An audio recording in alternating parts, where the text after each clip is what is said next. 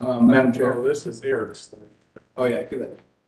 On your list of preliminary matters, we do have another request for tabling. If we can call that one first, this gentleman would like to get to a mayor commission meeting. Okay, That case is. well, let me start. Oh, sure, go ahead. I'm just letting you know which one it was. Okay. Okay, welcome this afternoon to the March 28th, 2023 meeting of the Board of Zoning Adjustment. If you have not been here before, we hear two types of cases: appeals and requests for variances, special permits. How it works is we ask you to come up to the front. The city will give the summary of the case, and then we will turn over to you as the applicant if you have anything else to say about the application. If you are a neighbor or other concerned citizen and you wish to speak about the application, we will then call for you to come up and give your testimony as well. There is a sign-in sheet at the desk. We would like for you to print your name so that it helps the court reporter understand spellings. And then to ease the flow, if you are planning to speak tonight, I will ask you when you come forward whether you've been sworn in. And so I will ask that if you plan on speaking, we all stand and I swear you in at one time. Please stand, raise your right hand. If you're planning on speaking tonight at any point, please stand, raise your right hand. Promise that the testimony you give tonight will be the truth and nothing but the truth. Please state I do. I do. Thank you. Trying to see some testimony and everything else. Okay, we have any preliminary matters to go through? Yes, and the one that was not on your list, that I was just gonna give you the address, if we can call that one first. The case is BZA 23-008, Okay, 7260 East Long Street. The applicant is going to request a table. okay, will the applicant come forward?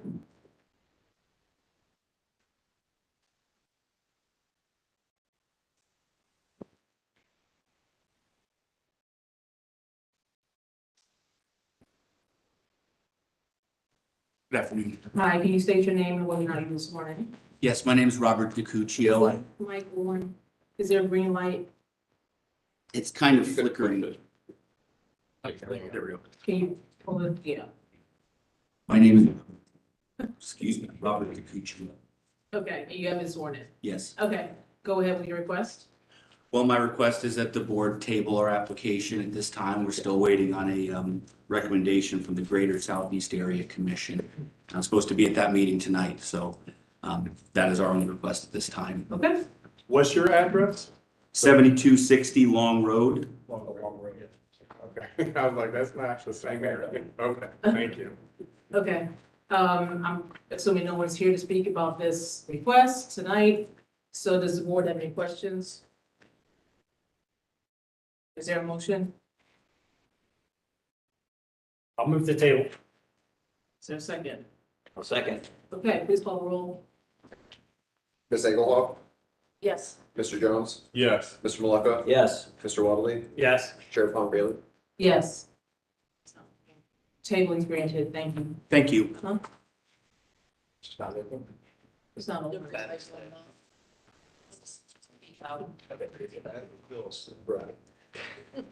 Okay, second preliminary matter is BZA 20-021, 2008 through 3056 Sullivan Avenue.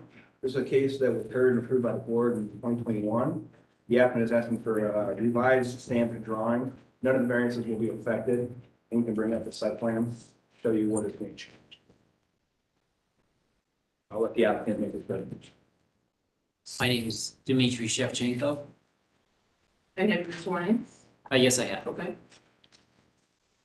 I'm here on behalf of Impala Capital. As you can see on the screen, this is the approved site plan from a couple of years ago.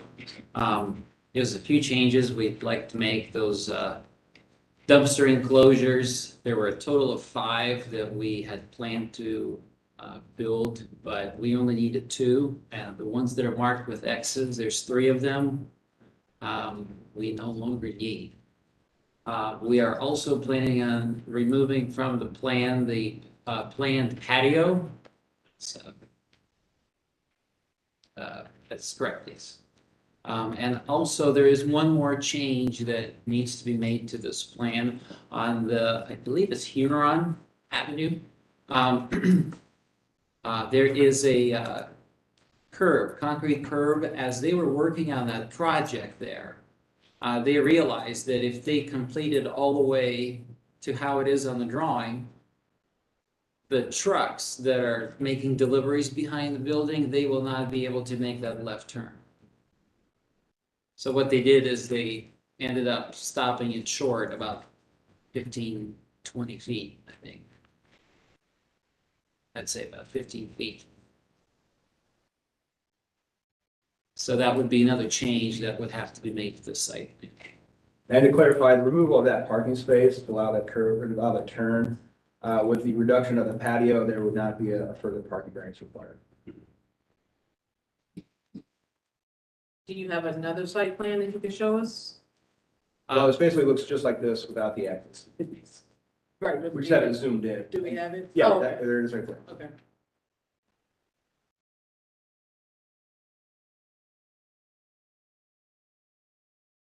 But no, this is the one that was stamped. in No, 2021. that's a blank one for you to fill out. It's not. Oh, it's this, okay, That's it. gotcha, okay.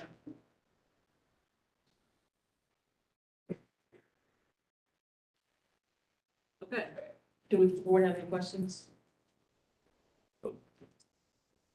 I don't. What's our action here? Accept the new site plan? Yeah, Okay. staff recommends that. Okay, so we will, entertain a motion to accept the new site plan to be stamped tonight. Make the motion. Second. Okay, please call the roll. Mr. Jones? Yes. Mr. Malacca? Yes. Mr. Weatherly? Yes. Ms. Eaglehall? Yes. Chair Pound Bailey? Yes. New plan approved. Thank you. Thank you. Can you sign that, please? Sir, just sign it. Thank you. Okay, the next preliminary matter is BZA 21-078, 1959 through 1963. Also on Sullivan Avenue. This is for an extension of a board order that will expire this month. Will the applicant please come forward?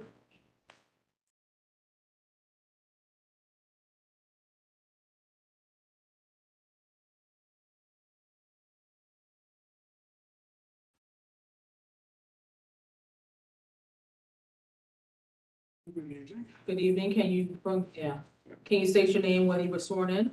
Fred Hutchison, and I was sworn in. Okay, go ahead with your request. I'm the agent for the property owner, the architect. We have an engineer working on the project on mechanical, electric, and plumbing. He's been unable to finish the work of the project. At this point, we would like an extension of the approval so we can get this wrapped up. How long do you request? I wish I could tell you that I spoke to him, he in exasperation said, you know, I have 200 projects that are open and ongoing, so I'm hoping 2-3 months, something like that. Okay, we can grant the extension for a year. That's a piece of consent. That should be more than that, yes. Sure. Board, any questions? Make the motion. Okay, so moved. So, is there a second? Second. Okay, please call the roll. Mr. Malacca? Yes. Mr. Weatherly? Yes. Ms. Eaglehall? Yes. Mr. Jones? Yes. Chair Pound Bailey? Yes, your extension is granted. Thank you. Okay, and the fourth preliminary matter was a case that was heard last month where the board conditioned approval on a stamped site plan. Okay, It was a phased site plan, and the applicant did not have a second site plan, so we're just asking that you'll stamp the second site plan that was approved. the applicant's The not applicant's here. not here, no, we told him Okay. that.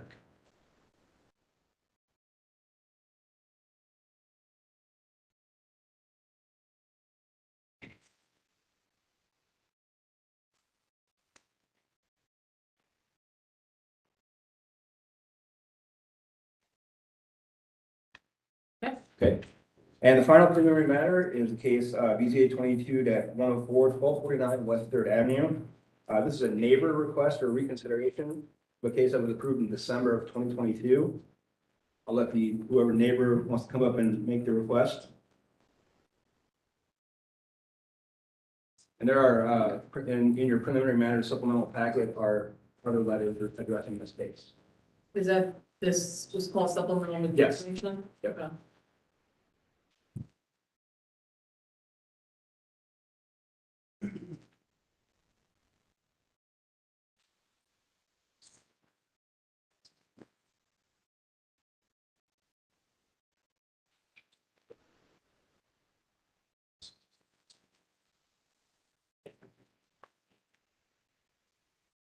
Okay, sir, can you grab the microphone? Yeah, and state your name, whether you were sworn in.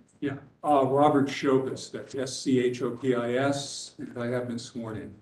Okay, so I'm gonna start off by saying up front, we hear, requests for reconsideration. And if you're familiar with our rules, those are in limited circumstances where you're asking there's a change to the plan of some sort. But seeing that you're a neighbor, I'm doubting that you have a change to a plan that was presented, so, Well, I'm a little hazy on the scope of this hearing, okay, because I am the one who sent the first letter to Ms. Pine okay, when we discovered that this matter had been brought to the board in December. None of us received notice that the hearing had been scheduled. okay. None of us within the 125-foot radius. But that's not, Required. so that part of the issue is not in scope for this meeting. So we don't have the authority to rule on that issue. All we have the authority to talk about is reconsiderations. Okay, let me get, I was led to believe first that the hearing would be whether or not to reopen the application.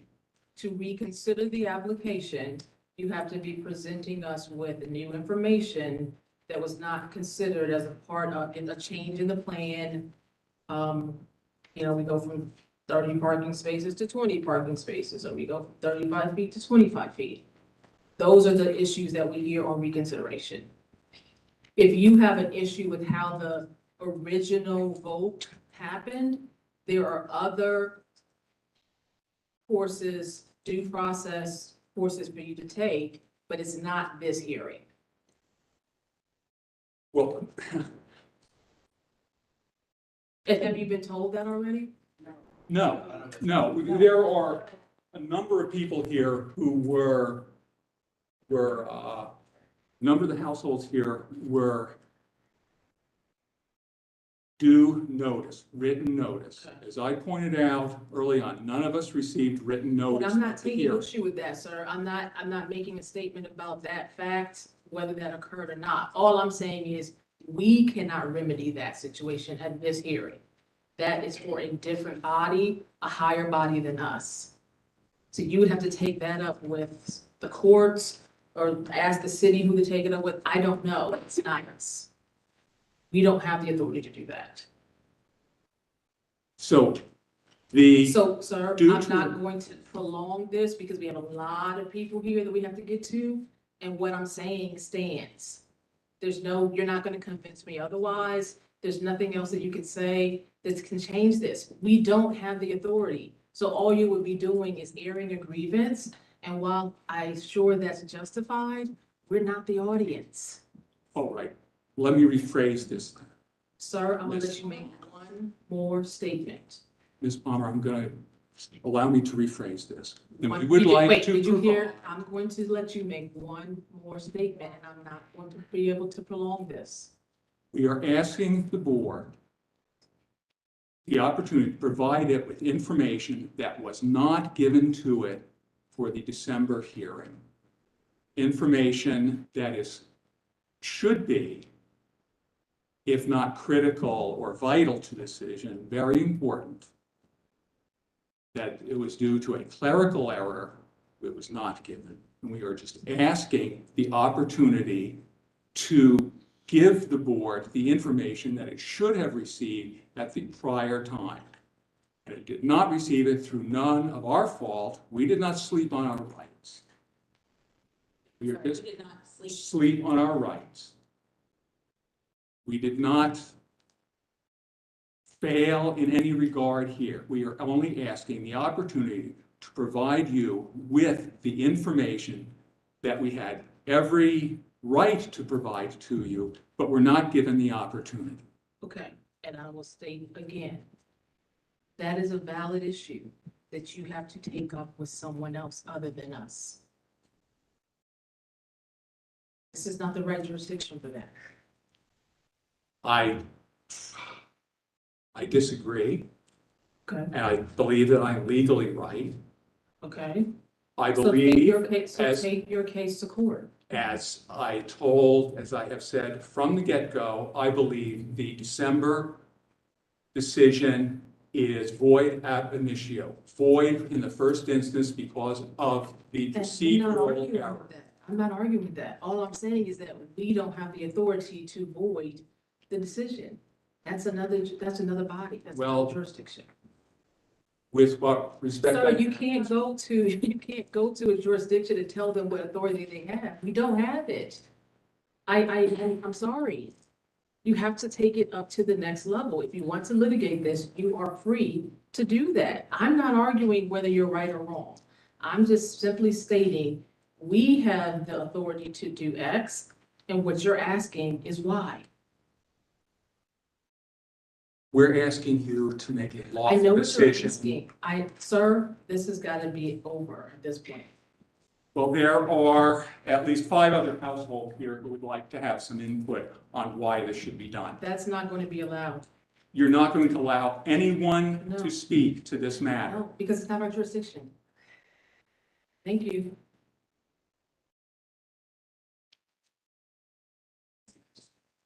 Madam Chair, that concludes the preliminary matters. We can begin with the regular agenda. Case one obviously was predicated upon the first preliminary matter, so we can have case number 2.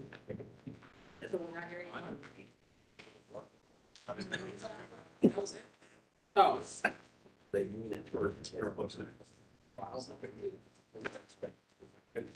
okay, case number 2 on our agenda, 1089 Perry Street.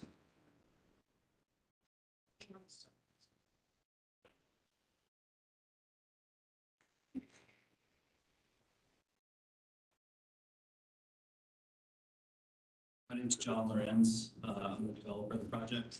So this, we can barely hear. Is there something going on with this mic? So there's a couple of things, when you pull it too close, it's like yours, it gets the, But I don't even hear them. Like, they're not. when it's close enough, I hear them. My name's John Lorenz. I'm the developer of the project. Have you been sworn in? Yes. And my name is Dave Perry. I'm the agent for the applicant, and Mr. Lorenz and I have been sworn. Okay.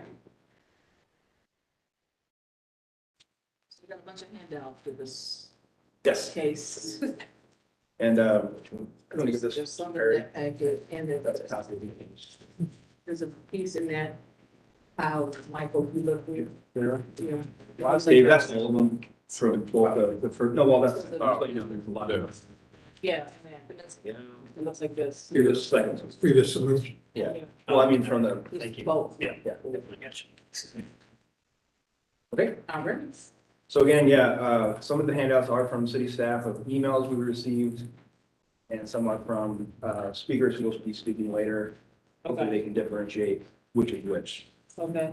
Having said that, we'll jump into the presentation. Again, 1089 Perry Street is located on the southwest corner of Perry Street and Bradley Street. Site is zoned R2F residential and is located within the Harrison West Society. The site is developed with a single unit dwelling located at the far south end of the parcel at Perry Street and abutting an alley to the south. The applicant proposes to split the lot to create a parcel for the existing single unit dwelling and a new parcel to build a new single unit dwelling fronting Bradley Street. Planning staff are generally supportive of the proposed variances as they will allow appropriate infill development. Proposed elevations of the new building are consistent with Harrison West Plan and Columbus citywide planning policies design guidelines. Division of Traffic Management states that in consideration that a 10 by 10 triangle of unobstructed area is available between the sidewalk and the proposed building on the walls adjacent to the proposed access point to Perry Street, and the proposed site layout would not appear to adversely impact the intersection site distance or site distance for adjacent driveways. Again, that is in reference to the division clearance triangle variance. The Division of Traffic Management is able to support the requested variance to reduce the minimum code required vision clearance triangle dimensions. The Harrison West Society recommends disapproval. City staff can recommend approval of the proposed lot split and proposed new single-unit dwelling, along with the existing single-family dwelling, are consistent with land uses and a wide range of development standards within the Harrison West neighborhood, as well as the Harrison West plan. The only condition we're requesting is that the elevations will be stamped to ensure consistency with C2P2 design guidelines. Madam Chair. Okay. Mr. Perry, you want to go ahead? Yes, thank you. Good evening, members of the board. The proposal is as stated by staff. Let's see, site plan up, yep. Okay. Let's, staff, would you first go to the photos of the site? Just one at Perry and Bradley. From Bradley. At Perry and Bradley, just showing the intersection. There you go. Okay. Yeah, okay. So the board, I'm going to ask staff to grab these photo sets also. Just to make sure we're seeing that clearly. But thank you. Mr. Perry, I have a question for you. Yes. Is part of your presentation going to address the parking variance? Yeah. Okay. Hopefully in a meaningful way. I don't know about that, but I'll That's address it. important to me. I'll just tell you that up front. We've got the new bill. No, I'm completely supportive, but I'll just explain that there's an opportunity to rectify it right now, right, with the parking situation. It doesn't have parking now, but it has land where you could resolve that. And you're providing parking for the new building, but nothing for the other. And I realize that that's an existing condition, right? But you're being presented with an opportunity to correct it. And I'd like to hear that, or I'm probably not a yes. Just so you know. Okay, I'm going to work on that point. Okay, the photo sets that were just passed out, and the staff photo is on the screen also. It shows a little different perspective, but it's where it's a little dark. This is the photo at Bradley, looking south on Perry at the site. It's the parcel with the stockade fence on it. Okay, so the Harrison West neighborhood is 100+ years old, and anyone knowing older neighborhoods and the history of the history with decline of older neighborhoods after World War II and cities having urban renewal projects and so on. Anyone having that knowledge would look at this and go, I'd bet about 99% there used to be a house on this parcel at that location. The subdivision would not have been built looking like this, with a house at the far south end of the parcel and a vacant corner.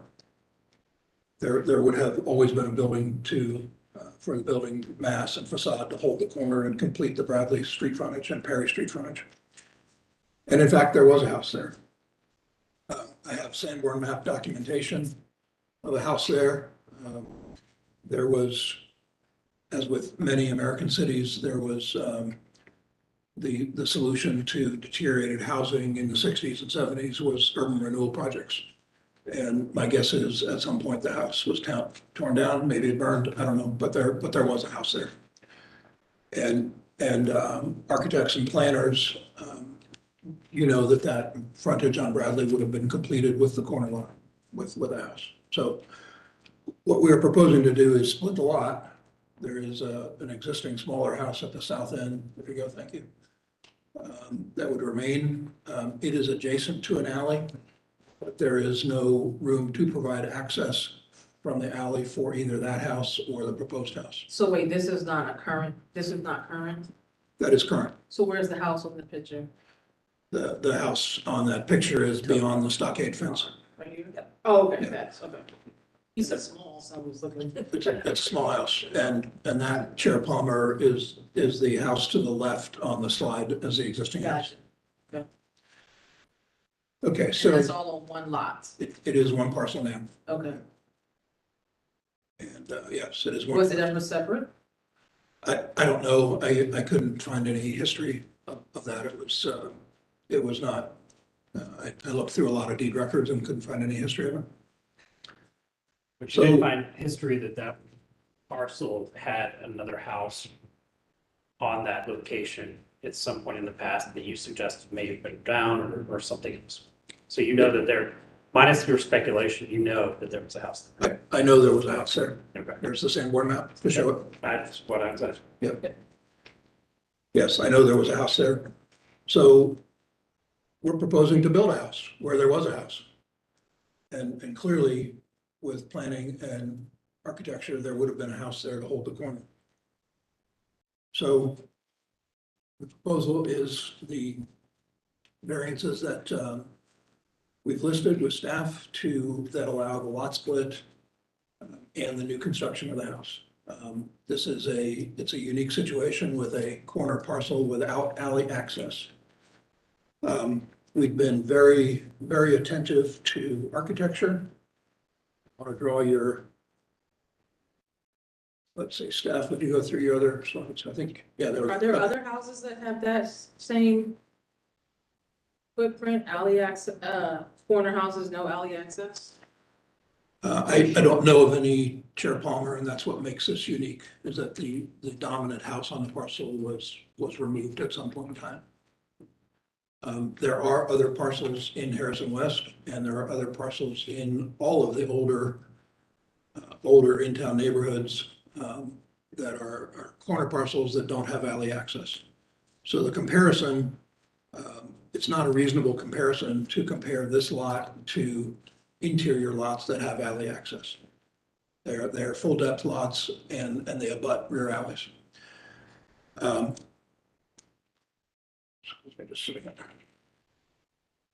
Okay, so architecture, let's go back to that slide, staff. Okay.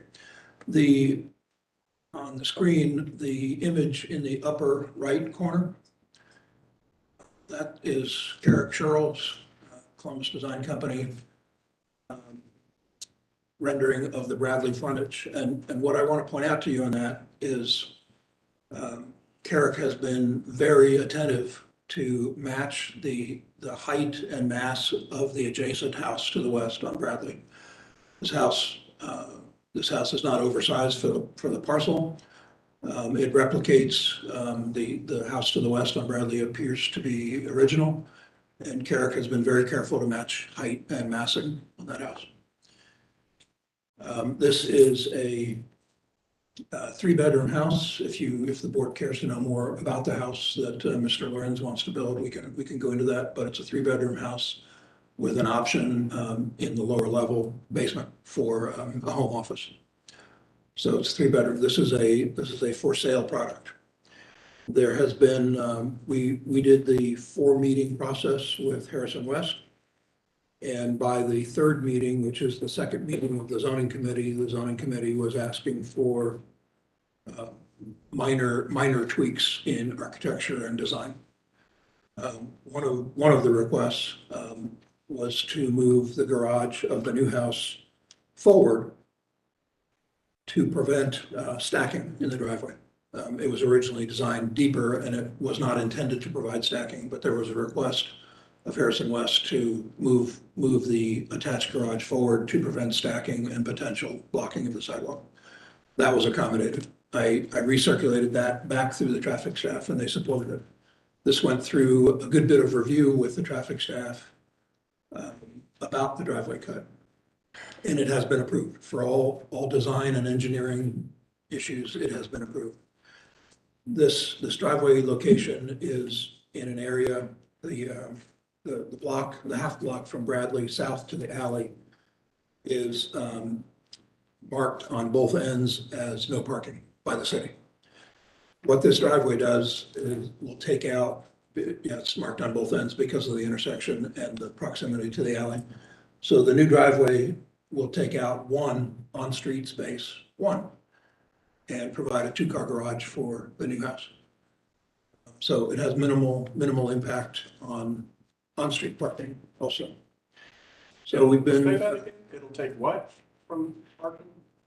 the driveway to the new house will remove one on-street parking space and provide a two-space garage. It'll take one parking space away from the street, Right. meaning use the street. Meaning, Oh, wow. So you're taking a parking spot and you're asking for a variance? yep, There's, no, only for the existing house, not for the new house. The new house meets. I hear all of that. Yeah. But you're gonna take an on-street parking space away and not provide parking for house A? House A doesn't have any parking. House A doesn't have any parking now, It could, because it has a big lot. which would require a much wider driveway cut. All very possible, but it would provide adequate parking for that house. But keep going. It might, but the traffic staff would not support a wider driveway cut. Keep going. Does have the existing house that sits here in the picture, does it have a garage? It does not, Does it have a parking pad off the alley? does not. The house is from the Perry Street property line west to the west property line. It occupies that entire area along the alley. Other than tearing the house down, there is no ability to provide parking from the alley for either dwelling. Say that one more time. It sits on the edge. I recognize that, but you could provide with a new design, parking for both houses. No, only with a wider cut on Perry. What I said, Mr. Jones, is there is no ability to provide parking off the alley with the existing house there. The existing house would have to be removed. So between the two houses, the effective driveway off of Perry that you're going to create, the off-street parking or on-street parking that you're taking away is going to create a driveway so that Perry, the new dwelling, can have access to the garage. For the new house, yes. Right, and all I'm saying is you could build a different house and have adequate parking for both. Just split the lot differently. But what I was talking about was access from the alley, and that's why this parcel is unique. There is no alley access. There is no ability to provide alley access other than tearing the house down. Maybe I'm missing something. Okay, This area right here. yeah, You're talking about putting a driveway effectively to access the new dwelling. yes. So I'm saying you could split this lot here, or you could split it here. You could find a way to provide parking here and here in between. Point noted, but what I'm saying is the south house abuts an alley, and there is no ability to provide parking from that alley. Are you talking about right here? Yes, I didn't say parking there. You have this whole thing.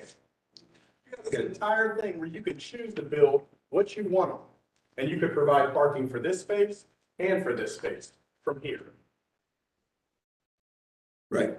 so I you could fully have joint support- easement, come in and go both ways. I fully support density. I support every variance you have here. But I can't approve this because you have an opportunity to correct the parking issue and you're ignoring it. That's how I see it. Sure.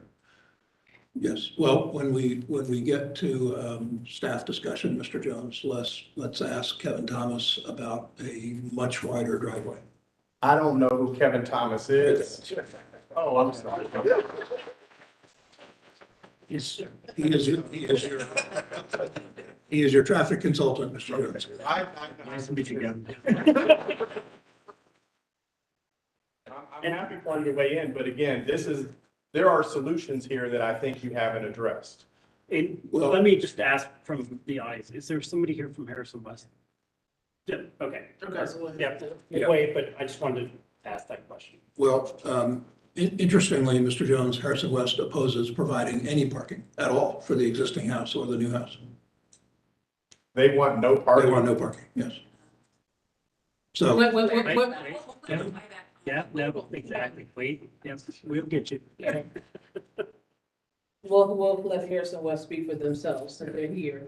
I guess this, I will say, this is a lot of variances being requested. To fit this house here, and it seems like we're overreaching, we're doing a lot. This is not a, oh, one thing is not gonna work and we need to tweak the thing. Like, we're tweaking every rule that we have here. And so I'm just wondering, was there any consideration to not build such a big house in this space without the need for all these variances? The only variance related to the size of the house is lot coverage. Let me touch on the variance issue, Chair Palmer. Harrison West and. We got setbacks, we got rear yard, I mean, there's not just, Those are existing in, rear yard on the existing house, or the new house, but, setback is a variance for the existing house.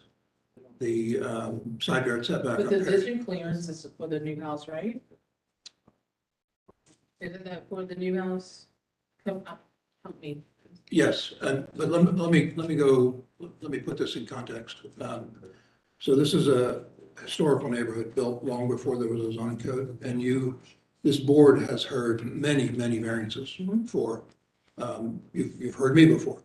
City council has heard me many times. I've handled the zoning on several larger development projects in Harrison West, and they all had variances, but, you've heard variances for lot splits, you've heard variances for all these things. And what happens in cases like this with any of your applicants is that the current code is retroactively being applied to a district that was platted before there even was a zoning code. And so we're citing 50-foot lot width. And I bet there isn't two lots in all of Harrison West that comply with a 50-foot lot width. We're citing 6,000 square foot of area for the R2F district. And again, any lot complying with 6,000 square feet of area in Harrison West is by far the exception. So what I would ask the board to think about is the standard of evaluation isn't these variances from the current code, because virtually every property in Harrison West is non-compliant with something in the current code. It may be parking, because there's plenty of properties that don't have parking. It may be lot coverage, it may be side yards, it may be setback. It could be lots of things, but this is one of the issue which I would be happy to see the city address in the code writing, is a urban district or historic district code, because again and again and again on these applications that me and others handle, we're citing compliance of the current code with a historic neighborhood. And so many of those variances, Chair Palmer, are related to making this fit under the current code, not that a 30 or 32-foot lot is out of character with the area, or that area variances are out of character with the area. You've approved many of them. Where are we on time? Any lot splits in Harrison West? Have there been lot splits yet? Where? I can't give you the address. There's been lots of them, and let me give maybe a little perspective on that historically. Also, there was a time in the lot splits to build new houses show a progression of value in neighborhoods. There was a time in the 50s and 60s you couldn't give away property in German Village.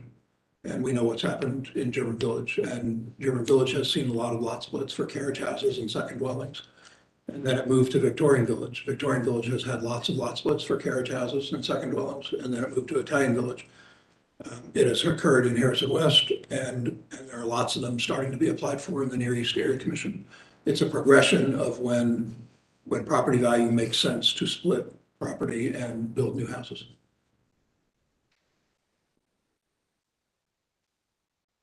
Any questions for the applicant before we start hearing from the neighbors? Okay, we'll come back to you guys. Okay. If there's anybody here to speak about this application, please start making your way forward. Gentlemen, if you could get up so that they can have the. Backing up. Yeah. They can have the table. You can come two at a time so that you're ready. You can sign your name. Street. Each person will have three, just so that, because we have a lot of people here, each person will have 3 minutes. We will not take off from your time if we ask you questions. If you've heard someone speak to your issue, you can speak to it again, but I would not waste time if you want to make a different issue. That would probably be a better use of your time. As if you've been here before, you know that we do listen to all the testimony. We don't give extra weight for however many times one point was raised. So just kind of giving you some of our ground rules here. Go ahead, sir. State your name, whether or not you've been sworn in. My name is Stephen McClintock, and I have been sworn in. Okay, go ahead. My handout has this on the back. And before I get to that, I'd like to address a couple of the things that have already come up, and that is the lot split.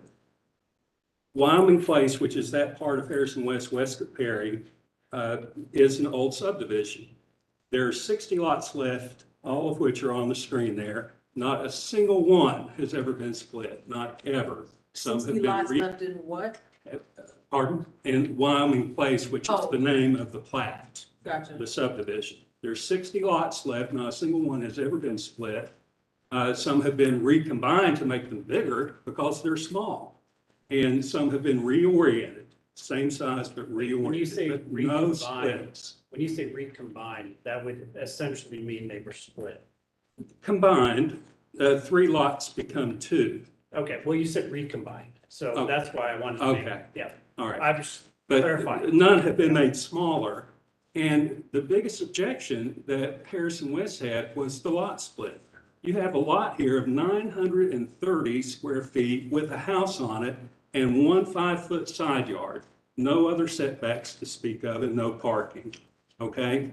And as far as the fact that there was a house on the corner 100 years ago, when the zoning ordinance was written, there was a specific section 3332.16, which was put in there, not mentioned in the report, to deal with these 30-foot lots.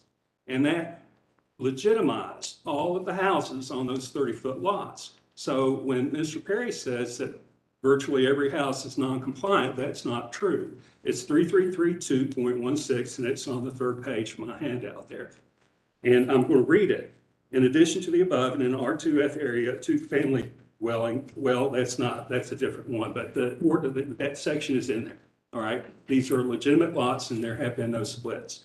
There have been splits in Harrison West, but they've complied, multifamily units have gone through the condominium process or the townhome process and have special requirements which avoid all of these variances. There are 9. That's more than any of the other requests that you'll be hearing tonight. And it's not just numeric, but it's substantive. 85% reduction in rear yard on one lot and 80% on the other. And it goes on like that. Lot coverage, 25% plus on one, 25%, 20% on the other. It gets to the point where if 9 variances with such large deviations from the requirement, the site triangles are minimal. You have to ask yourself, what is substantial? It needs to fail on the basis that it's substantial. Second, it needs to fail on the basis that is not consistent with the usages in Harrison West. Single-family usage is consistent, but not the lot split, 930-foot square lots. To plead a hardship that there is a house on the alley end, every lot on Bradley Street is in the same condition. They have one house on it that sits towards the front. when the end result is that you end up with 2 lots with 2 single-family houses on it, it's not a hardship that everybody else on Harrison West has been living with, okay? And I know that any decision on this would not necessarily create a precedent that you'd have to follow the next time. But there'd be a lot of people, you go down the alleys, there are very few garages even in this neighborhood, people park on the lots, okay? And you'll have a lot of people, myself included, I have plenty of room to put in my backyard another house like he's got on his alley, and it's made easier by the fact that here in these streets, the utilities run down the alleys. Sewer, water, down the alleys. Electric, down the alleys. So you will have further requests just like this one, when the end result is 2 single-family lots of less than 1,000 square feet, okay? And but here's the beauty, there is a solution that nobody here has mentioned, and that is the 2F in R2F. And, you know, two family dwelling units are allowed. They are allowed, and he could do that there. There are 2 family units attached, scattered throughout. There are several on Bradley Street, and no problem with that. As far as lot coverage, there's a new house that went up in the past year at 589 Bradley Street. That's the 3,000 square foot house. They did not need a single variance. They stayed within the rules. Okay, they put a garage where a garage should go at the back of the lot. They abided by the setbacks, no variances requested. You've never heard of it. It's a 3,000 square foot house that's an Airbnb that sleeps 16 at the end of the street now. He could do that, all right? He paid market value for a house. He's got the value of the house. He's not out anything to leave it the way it is or to build a garage there. He could put a garage in off Perry if parking is a consideration. He could put something above it and attach it to the other. There's all kinds of things he could do, but a split, 2 ownerships with this kind of weird little yard behind a retaining wall that I don't know, you know, what that's all about. They stuck a tree on the property line to meet the landscaping requirement, you know? So, that's the third point, is that there is a solution. It's that two family units are allowed, and he could do that. Okay, thank you. That's it. Your time is up. All right. Thank you. I'm sorry. No, you're fine, ma'am. All right, thank you. Yes. Can you state your name without you've been sworn in? My name's Lydia Cumming, and I have been sworn in, Okay, go ahead with your testimony. and we have a presentation, or if you're able to load it up, that'd be great. Or we can just go off the slides. Final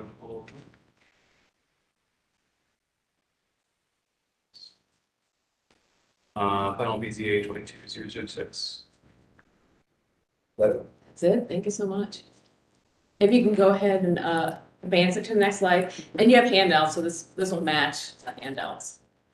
And I appreciate this opportunity to comment, because I truly believe that listening to people that have that street view, who are invested in the community, can help make better planning decisions for all involved. And I do believe Columbus families need housing, and we also need good development. This is my neighborhood. These are the typical homes. They are small, old style, and they all have good spacing between them. And our subdivision, the Wyoming plat that Steve mentioned, is 68% owner occupied. Next slide, please. This is our house. Our house was built in the 1980s during a period of revitalization in Harrison West. In character, recognizes the value that a yard has for homeowners.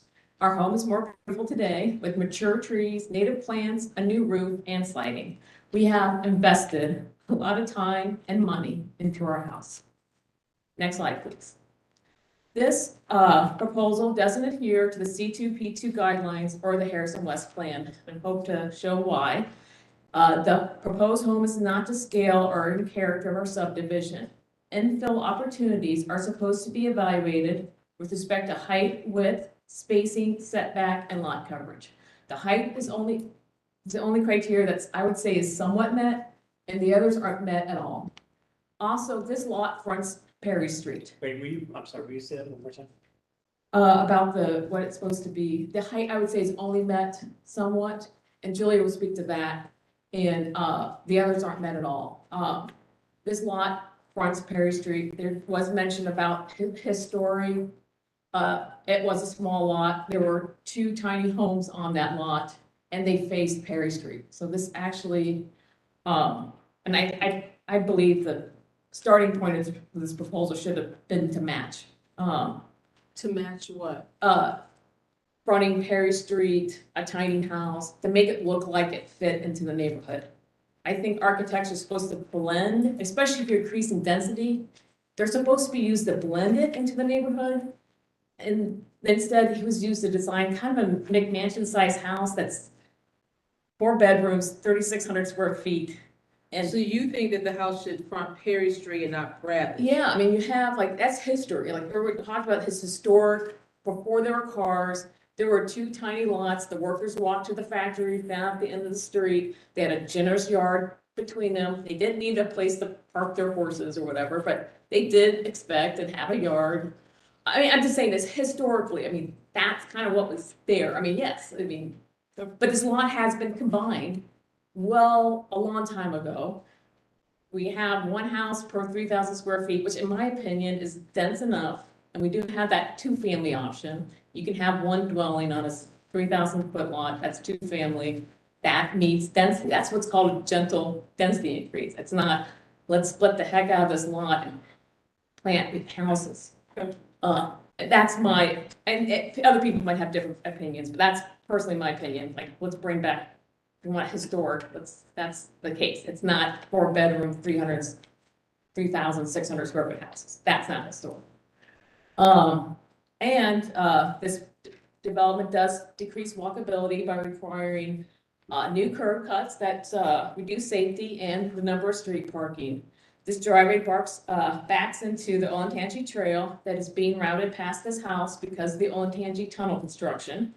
The city does have a moratorium on curb cuts. If there is a site to uphold this moratorium, I would say this property would be it. The removal of the yard of the original house and none provided for the second house is contrary to the city's stormwater management goals in the C2P2 guidelines.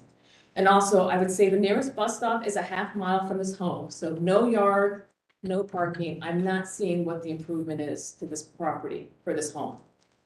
An occupied family lot with a large yard is not a vacant lot. This house wasn't built to code, but it's allowed because of grandfather. It's been legitimized. Once that lot is split, that home is no longer grandfathered, and its code violations should be addressed. The Harrison West Society The was. existing home. Yeah, the existing home, like, once you grandfather that lot, I mean, it's grandfathered, so it doesn't have to address its code violations.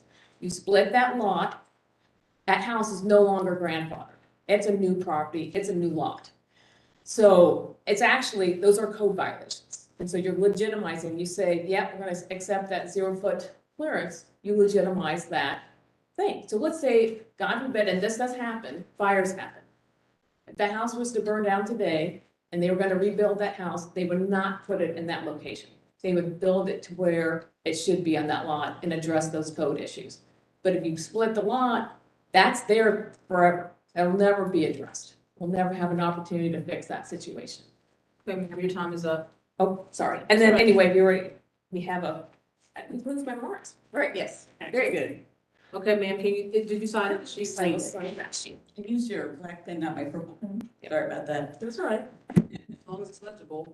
Can you state your name, whether you've been sworn in? So my name is Julia Cumming, and I have been sworn in. Okay. So I thank the board again for your time. So, Mike, when we saw this house, we asked ourselves, why is this house being built so large? Because we were surprised by the size. And we looked around. Oops. And next slide. Yes, advance the slide, sorry. Gotcha. And so based on recent development in our neighborhood, we found that this house is not being built for a rich family. These homes that have been built are going straight to the short-term rental industry. So what's changed? Well, Airbnb and Vrbo have been game changers. It is easy to advertise on the internet, and the bigger they are, the more money they can make. The construction of house hotels are skyrocketing in Harrison West. These are 3 of the Airbnbs that were built in the last 2 years. As you can see from the prices, they're not affordable for anyone wanting to live or rent in our neighborhood.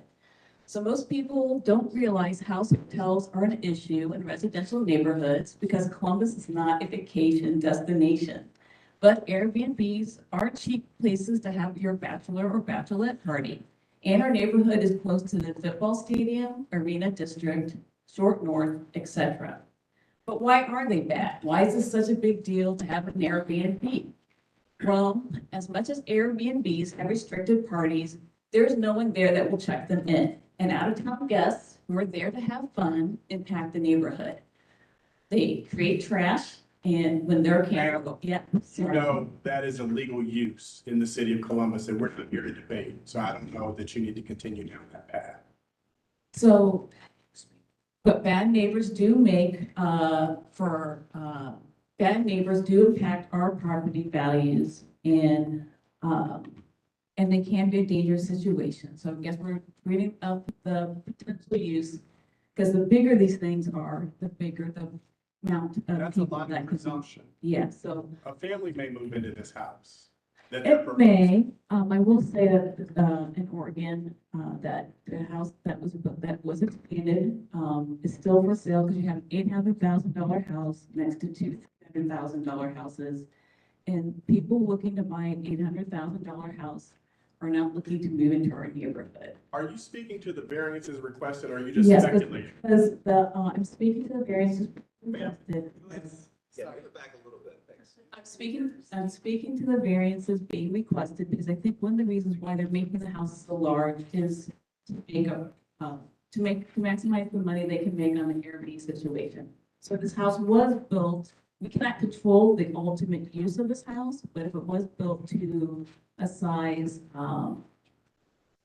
Homes in German Village are short-term rentals. Short-term rentals come in different sizes, so I think the Yes, and- speculation doesn't address any of this. And I would prefer that you Okay. do that specifically, so we can move on.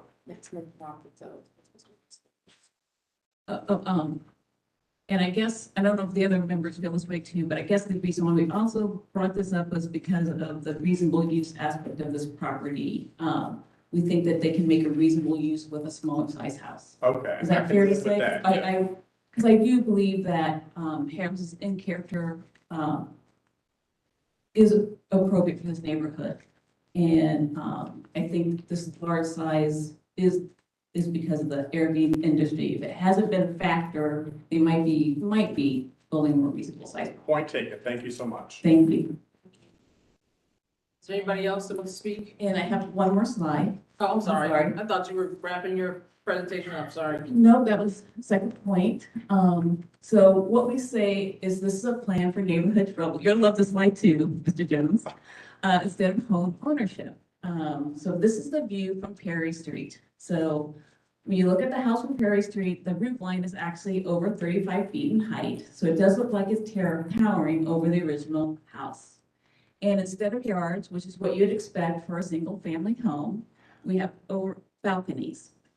And for outdoor entertainment. So overnight renters and similar new builds, whether or not it's used for a short-term rental or by the family, have used these balconies to toss their trash and hit golf balls. That tree circle that was drawn on one of the pages, there is only 8 feet between the houses. And this tree code states that it's not just that you have to plant a tree, but you also need to maintain it. And it's important to honor the tree code because that helps our neighborhood become a desirable place to live. And the tree code also helps with that stormwater management that was mentioned earlier. So drawing the symbol is not meeting the spirit of the zoning code. And then the curb cuts, when I saw the curb cuts, I called the Division of Traffic Management, and he told me that I should raise the issue of safety to the Board of Zoning Appeals. He said that if it was approved, that he would have to allow the curb cuts. The fact is, it is possible to have a driveway there, but that's not the same as a recommendation, and it does not increase our safety, and it does not improve the walkability of our neighborhoods. What's your issue with the curb cuts? So the curb cuts for us is reducing our walkability and the safety because of backing onto a road that currently is being used for the Olentangy Trail rerouting. So to create this exception to split the lot versus, for example, if the existing home wanted to add the parking, that'd be a different situation because they are grandfathered in. They don't have another solution. But a new house, to split a lot to build a new house, which he already has the lot with a house on it, to me is not an. So you're just saying there's more cars on the road, or you're saying the position? To back out onto the street, because if you could tear down that existing house and have access through the alley, you could do the two-family situation. There are other solutions other than the curb cuts on Perry So Street. your issue is the backing out onto the busy street? Right. Okay, gotcha. So, and that I think, so I guess, well, So not your guess, time- I'm sorry for saying guessing. Your So time thank is, you. your time is up, thank you. Okay, got two more people coming up? Saying different things. We are seeing different things, I heard. I said, I hope they are. Okay. Saying different things, things that we haven't yet heard. Thank you so much. Can you, sign, whoever's not talking first can sign, and then you can switch? If you're talking first, ma'am, state your name, or whether or not you've been sworn in. Thank you. My name is Eloise Inglesi, and I have been sworn in. Go Thank ahead. you. And thank you, board members, for hearing this regarding the proposed variances at 1089 Perry Street, 43201. Councilmember Shayla Favor, the chair of the city's housing committee, in addressing a catastrophic shortage of housing in Columbus, indicated that safe, stable, quality housing is critical to stabilizing families and improving physical and mental health. Harrison West consists of homes with a bit of yard. People invest their resources in maintaining their residences, whether owners or renters. Columbus is cited in its own urban forestry master plan as the fastest growing heat island in the country, and already the 8th hottest, and is undertaking an initiative to increase our tree canopy, which stands at less than 22%, lower than the national average of 27%. Experts agree that benefits of tree canopy are many, including decrease in stormwater runoff, flooding, illness, heat-related mortality, and serious crime. Benefits are increases in energy savings, beauty, comfort, and joy. And have I come here to speak of trees? Well, partly yes, I have. The statement in support of proposed changes notes that the plan for 1089 Perry Street would be consistent with land use in the neighborhood. This seems to me not true at all. Green space would be drastically decreased. While grass in a yard is not canopy, though, it does limit runoff and produce oxygen and sequesters carbon. The property owner proposes to severely decrease green space in order to maximize the square footage of the structure. Approval of this structure would impair an adequate supply of light and air to the adjacent property. This is important to the neighborhood, which comprises avid gardeners and wildlife. Field of view of the street and traffic would be impaired if this proposal were accepted. Zoning laws state that by granting variance, the spirit and intent behind the zoning requirement would be observed and substantial justice done. How would the city justify its position on housing and on the urban forestry master plan if these variances were approved? How was this property purchased without knowledge of the zoning restrictions? This property owner is planning on a substantial alteration of the character of the neighborhood. Needs for real housing would be sacrificed for one individual's profit. Thank you. Thank you. Exactly 3 minutes. Well done. My name's Jim Tennyson. I've been a neighbor at 549 Bradley Street, Columbus, Ohio, for 31 years. Oh, by the way, yes, I was sworn in and I have a number of good neighbors. There have been a lot of changes in the time I've been there, but nothing like in recent years. Why should the quote developer be allowed to inconvenience our neighborhood? The developer of more density. The current plan in question will reduce the amount of green to almost nothing. Please walk our street to confirm this. This is our neighborhood, not somebody's investment. How does your variance add to the quality of our neighborhood? How is your request in our best interest? We want to maintain a neighborhood, not a B&B destination. Healthy neighborhoods do not look like destinations. I now know what gentrification is, and I personally think it stinks. Just ask Rachel and Steve, our neighbors that lived in our neighborhood for 39 years until they were driven out. You can't get to know a neighbor who isn't there. Thank you. Thank you. Thank you. Is there anybody else here that likes to speak about this application? Okay, we'll have the applicant come back up.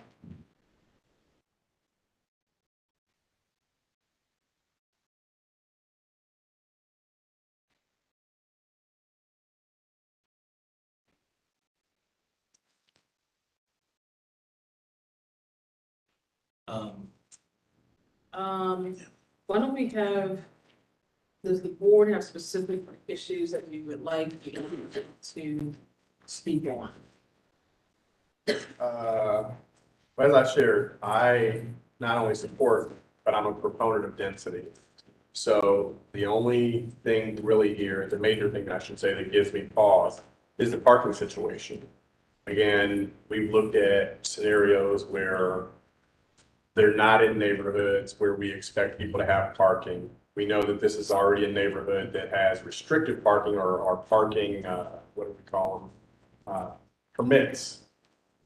So parking is at a premium. And when you have an opportunity to correct something and don't, I just have a big problem with that. So I think there are solutions here that you have not pursued for Lot A or for House A. Well, and Mr. Jones, before the applicant responds, I want to say that, you know, we are working on housing issues within the city of Columbus. We are an economic driver for the state of Ohio.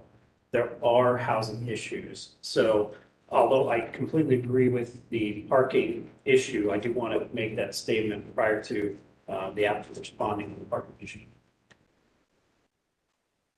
So I guess I'm looking at a couple of maps here. I don't know whose packets these were in, but it does not appear to me that this is prevalent. Yeah, I find no double houses on lots. I see a lot of houses with garages in the back. But I don't see that this is what this neighborhood has. And so I guess I'm just reluctant to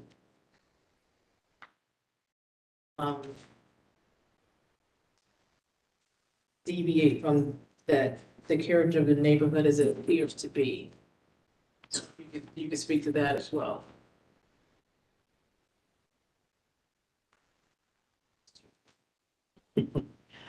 Again, when I look at this, I mean, I think urbanistically, I would agree that a house would be appropriate on that corner. I think it would fill that space.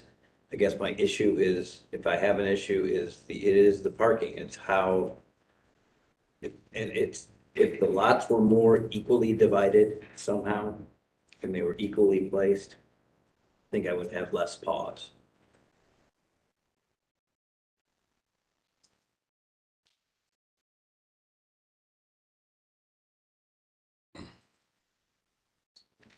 I don't have to, but. No, at one point, I'd like to hear from traffic as to why they had an issue with the larger curb cut to allow the shared driveway. I'm not sure if you want to wait or when's that appropriate. It's really up to you guys. Go ahead. You can weigh in now. Sure, so a couple things that I think the counterpoints are trying to make. Mr. Perry is stating that the city has a maximum width on a residential driveway, it's 20 feet.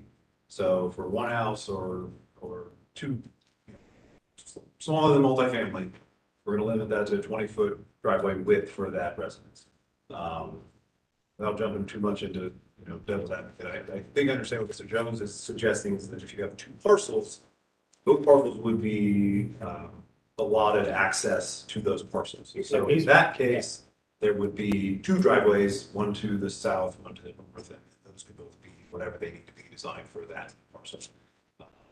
The issue that traffic management acknowledges for this house is we're going to grant reasonable access to a parcel, forcing them to tear down their house, so the existing house to grant access is unreasonable. So we would require that to allow the access. So that's why we approve, or don't have a disapproval of that access. Okay, thanks for that clarification. And I do, before we move to the applicant, I do have a question for the city. So in other instances where a person is making an improvement to, they're changing use or, adding a patio, whatever, we do say that they have to bring other instances into compliance, right? Any non-conformities, they don't have to, but we encourage that. Right. So if something were to happen to that house, if it burned down, it could be rebuilt as is. Okay. Gotcha. Okay. Go ahead, Mr. Perry. Okay, let's, I appreciate the comments, Mr. Jones, on Airbnb, because this has become, it has become the thing in discussion of building new housing. And until the city of Columbus decides to regulate Airbnb. They do already. Differently. Well, they have the registration requirement. But it's a property right of any property owner, including the opposition speakers. They can move, they can rent their house, they can Airbnb a room, they can Airbnb the whole house. So it's not a relevant discussion. But I would like to digress just for a second to Mr. Lorenz on what he's doing with the house. Obviously, there was a lot of points made there to address. I guess what I can say, my goal for this is to be a for sale product. I've developed property in other urban areas like this. Recently, just finished a project in Italian Village, 2 townhomes, sole owner occupants. I live in Wineland Park. I have 2 daughters. So when I look at a project or a possible project, it's hard not to put yourself in this house. So from my perspective, I'm building this house to benefit everyone that just spoke in the neighborhood. I very much so foresee a family buying this. That might not be the case. But with all due respect, sir, you really don't have any control over who buys the house. Of course. What they do with it. So while I hear your intent, what happens with the house really disappearing? You know this, Mike was just spoke on it. That's not relevant to our decision. So we don't really need to spend a lot of time on that. I'll just say it's Appreciate for sale your products. transparency on that, but that's not a consideration for us. I think you know that, Mr. Perry. You've been very honest with homeowners about that fact. So I think you should speak to the parking, the issue of the lot split, those things that were raised, that are really within our purview to decide on. Fair enough. Okay, I'll do that. There's some different things that were stated I'd like to address. There was a comment about C2P2. The planning staff are the arbiters of C2P2, and they have reviewed this twice. In fact, Jamie Freeze asked for an updated response for this meeting, and he has an updated response that it meets. The planning staff believes it meets the C2P2 criteria. Yards, who knows whether this is a professional couple or family, but I can tell you at my age, I'm not looking for a house with yards. The less mowing I ever do the rest of my life, the better. And so The fact that this doesn't have a yard doesn't mean anything. It means a professional couple may buy it and hire somebody to trim what grass there is. It may mean, it may mean lots of things, but all of us boomers are aging and we're not looking for big yards anymore. In fact, there's quite a few boomers moving back to the inner city, downtown, urban neighborhoods that are not looking for yards. If that were not the case, the condo and apartment market downtown would not be as successful as it is. Okay, so on the split, I disagree with the comments about the split. There's a split lot, half a block south of this site at Perry and Second. There's a split lot. There's a split lot shown on this map at Third and Perry. There is on Oregon, there's Perry and what, Third second? Perry and Second and Perry. Second and Perry on my map. It's slightly off the map. Yeah, there you go. Split lot. There's two houses there? Yep. Yes.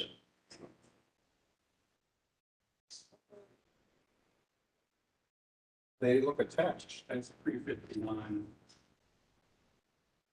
They look attached to me, looking at the rooftop. The two unit does not go through to the alley, Mr. Jones. Okay. It's two family. That one is two family. Yeah, so speak to the issue though that was raised about being able to build a house without the lot split. Do you agree with that? It would just be a different application before you. The R2F district permits single and two family dwellings. And so since the proposal is to split it, there are two single family dwellings and most of the variances reflect existing conditions. If it was a 2-unit building, They would have to be connected. yeah, if it's a 2-unit building, they have to be attached. There would be a Oh, parking, there would be a parking variance, there would be other variances. Okay, gotcha. Okay, I was just trying to get Yeah, clarification. so it would just be a different application and whether, I mean, I'm, after the discussion, many times with Danny Moorhead, I mean, I am shocked that the traffic staff would consider a 40-foot wide driveway on Perry Street, 20 feet each. They didn't say that.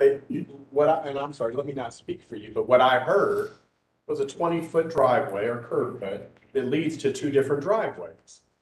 If you build a different house, you don't need to create a 40, that is ludicrous. Well, think about that, Mr. Jones. If the driveway comes into the property. Parcels, you can do an easement, and then it goes this way, and the easement runs with the land, and then you all that. I understand that, but this is a 30-foot wide lot. And by the time you bring a driveway in and turn parking spaces to get it away from the house. Yeah. All right, well, I was just legally solving your problem. Yeah. Okay, well, picture a T. You're gonna have a driveway come in and parking go in both directions. So you have just eaten up, 60 feet of the lot Okay. with 18-foot depth, 20-foot aisle, and another 18-foot depth of spaces. There's nothing left. People are in here all the time asking for variances for cutting corners and all of this other stuff that we do. There's a way for you to do it without a 40-foot curb cut. Yeah, well, I mean, 20-foot driveway and 18 feet in each direction plus maneuvering area. You've eaten up 60 feet of the lot for a driveway and right angle parking. Yeah, you would have to build a smaller house. Right. There's nothing left to build. Then there's nothing to build. I stand where I am. I don't think that there's nothing to build, but go ahead. Okay.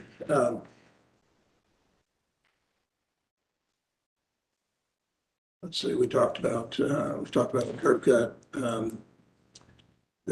This would be the third curb cut on Perry. I'm sorry, this would be the fourth curb cut on Perry. There's one at the parcel to the south at Second and Perry. There's one to the north of 1107 Perry, and then there's another one for the parcel fronting Third at Third and Perry. There's also one across the street on Bradley, right? What are you getting at? It's nothing unusual. A curb cut? Driveway cuts are not unusual. This has been, this is not the first driveway cut on Perry or in Harrison West. And the speaker, two of the speakers have their own driveway on Bradley. Okay. So what I don't want the board to be left with the impression that, this is the first curb cut that's occurred. It's not. I don't think we have a real hang up about that. Okay.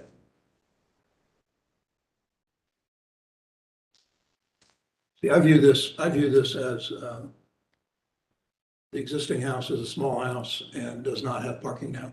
But the parking requirements for the new house are being met. Absolutely. I hear that loud and clear. Yeah. So let me just clarify, was anybody from the Harrison West Society board here, or are you guys just neighbors? We're members of the society, but none of us officers. Okay, okay. I was just trying to clarify because we had asked if Harrison West was here. I'll ask the applicant, when the Harrison West recommended disapproval, do you remember what the vote was? I don't. It was a disapproval vote, but I don't remember the vote. Really, around the lot split, recognizing that Wait, family. hold on, guys. I was asking for the number. Do you remember the number? Oh, the number? I'm asking the applicant. I'm sorry, I didn't hear part of that. Do you remember what the number was, the vote? I honestly don't, because the Harrison West Society allows any member to vote. Oh, okay. Not just the board, not just the officers. It allows any member to vote. Gotcha, okay. Thank you. Board, do we have any other questions for the applicant? I'll call the question. Question has been called, please call the roll. Pretty motion by who? On the second. It was, I question called was the called question. by, we never do a second. Now we do. I do it. Do we do a second? I started. For a motion and a second? You can call the question. He didn't call the question, he didn't say motion. Is that, is something there? Well, Robert, we had this big meeting. Or Oh, discussion. I do it. You're good for now. okay, For calling, you can call the question. okay. We can talk about that first. I'm not exactly sure what you're referencing, so for now, they can call the question. That's appropriate. Question's been called, please call the roll. Mr. Webley, Yes. Ms. Egelhoff, Yes. Mr. Jones, No. Mr. Malacca, I gotta make a statement first. I don't have any problem with the lot split here. I just have a problem with where it's put. So I'm saying no. Chair Palmer Bailey. Yes. Variance is granted. Thank you. We're gonna take a 2-minute hygiene break.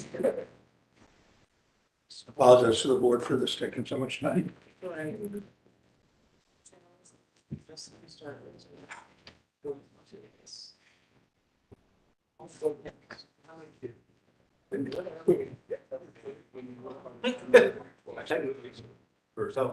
Oh, wow.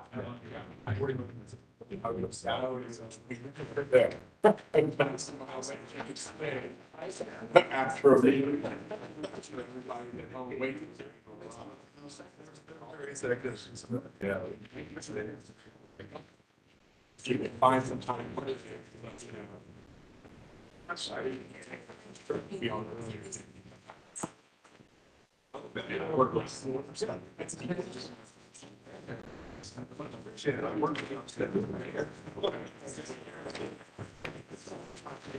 I get that. So it's number 5.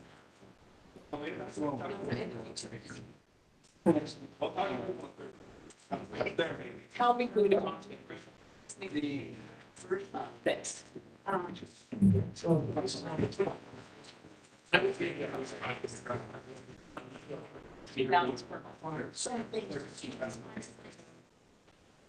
Oh, what do you really think? Sure, it's just evil.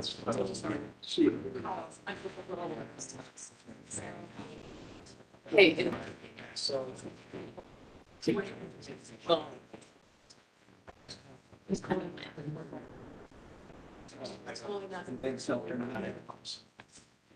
It's not. And like a little yard, yeah, 4,000. Okay, thank you. It says available. So,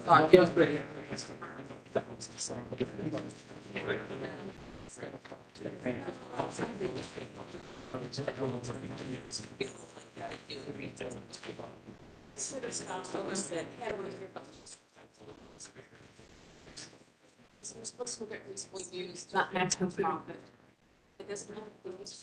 But. Like 10 seconds, because he asked me about it. 30 seconds. 2%. I would have forgotten.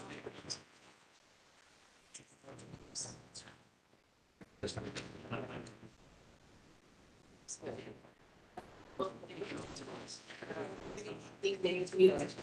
That's apparently about my Airbnb. We don't. I don't know. Babe against it.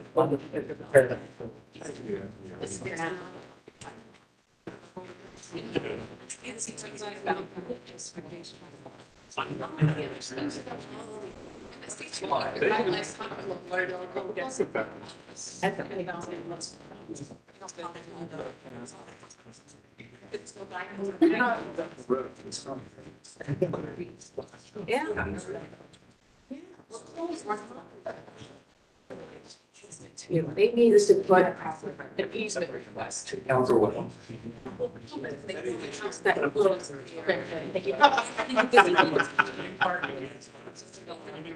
No, I'm all about it.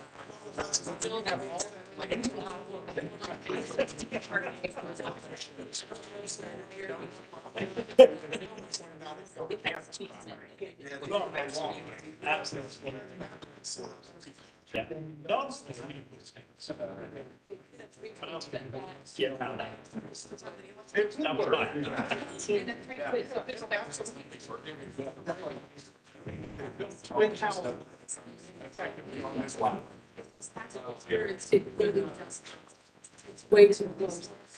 Flat, this is over the ones that take on now, that's also. I think so.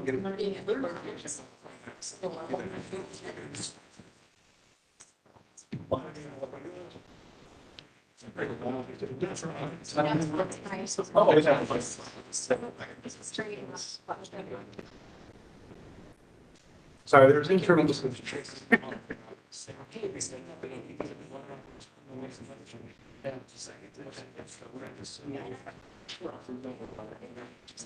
I mean, sometimes I do like when we talk about preliminary matters.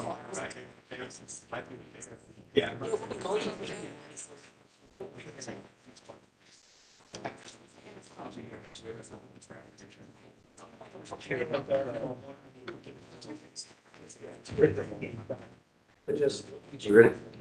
No,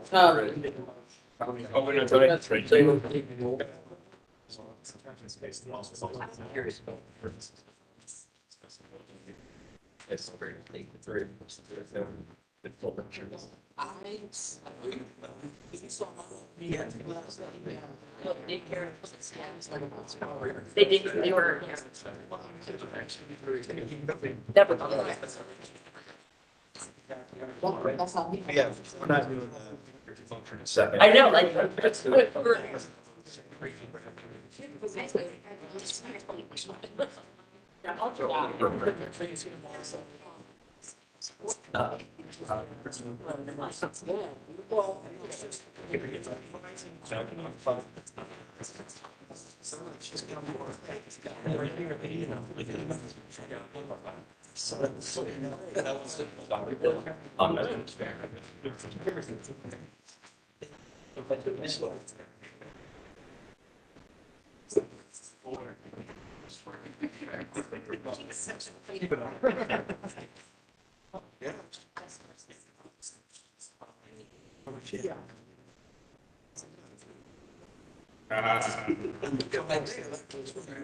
Thank you.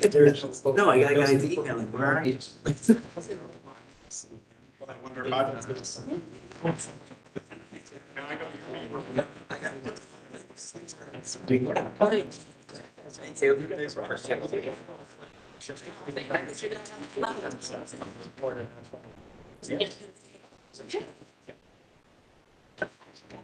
Okay, I'll check with Tracy, yep.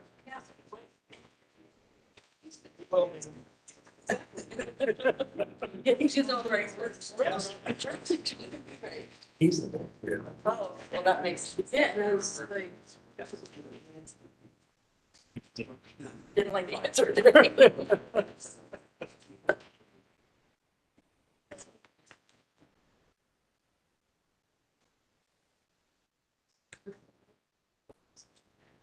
Ready? Okay. We're all, okay, we're back. Board member Maleka had to leave for the evening, so it's just us four remaining. Let's go ahead with case number 3976 Ellsworth Avenue. Will the applicant come forward?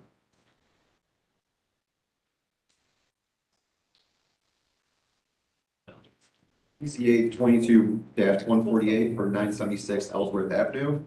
It's located on the east side of Ellsworth Avenue, approximately 220 feet north of East Columbus Street. It's on the R4 residential district and is located in Livingston Avenue Area Commission. The 0.29 acre site is currently developed with a standalone garage.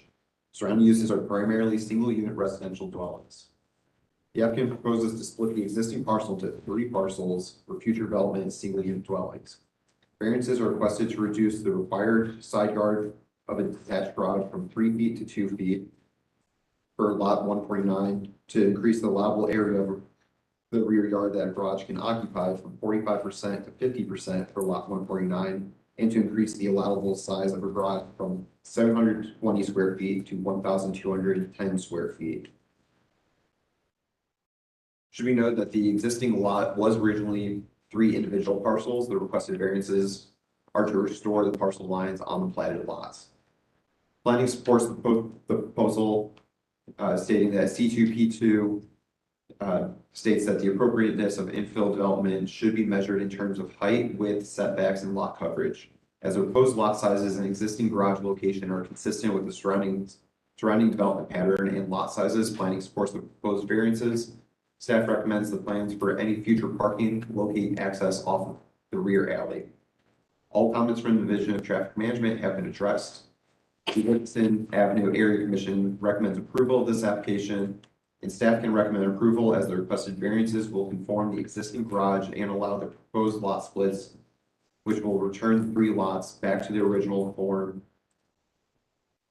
which are consistent with the surrounding area. And staff is recommending the condition that the existing garage be allowed to remain as long as a residential dwelling unit is constructed within the next 24 months. Okay, can you state your name, whether you've been sworn in? My name is Andrew Watner. I'm with New City Homes, and yes, I've been sworn. Okay, can you add to this application? I don't have anything to add to what Stephen has said. I know that there is a neighbor here to speak, and I can respond to any questions or comments that the neighbor has.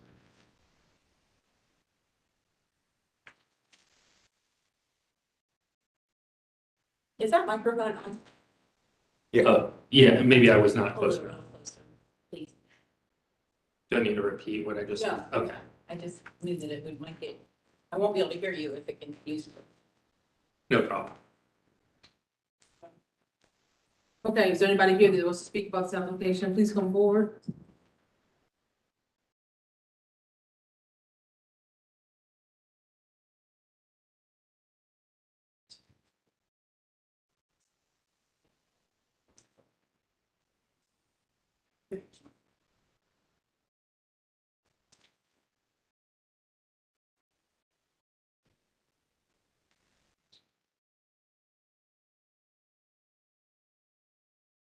Okay, state your name, whether you've been sworn in.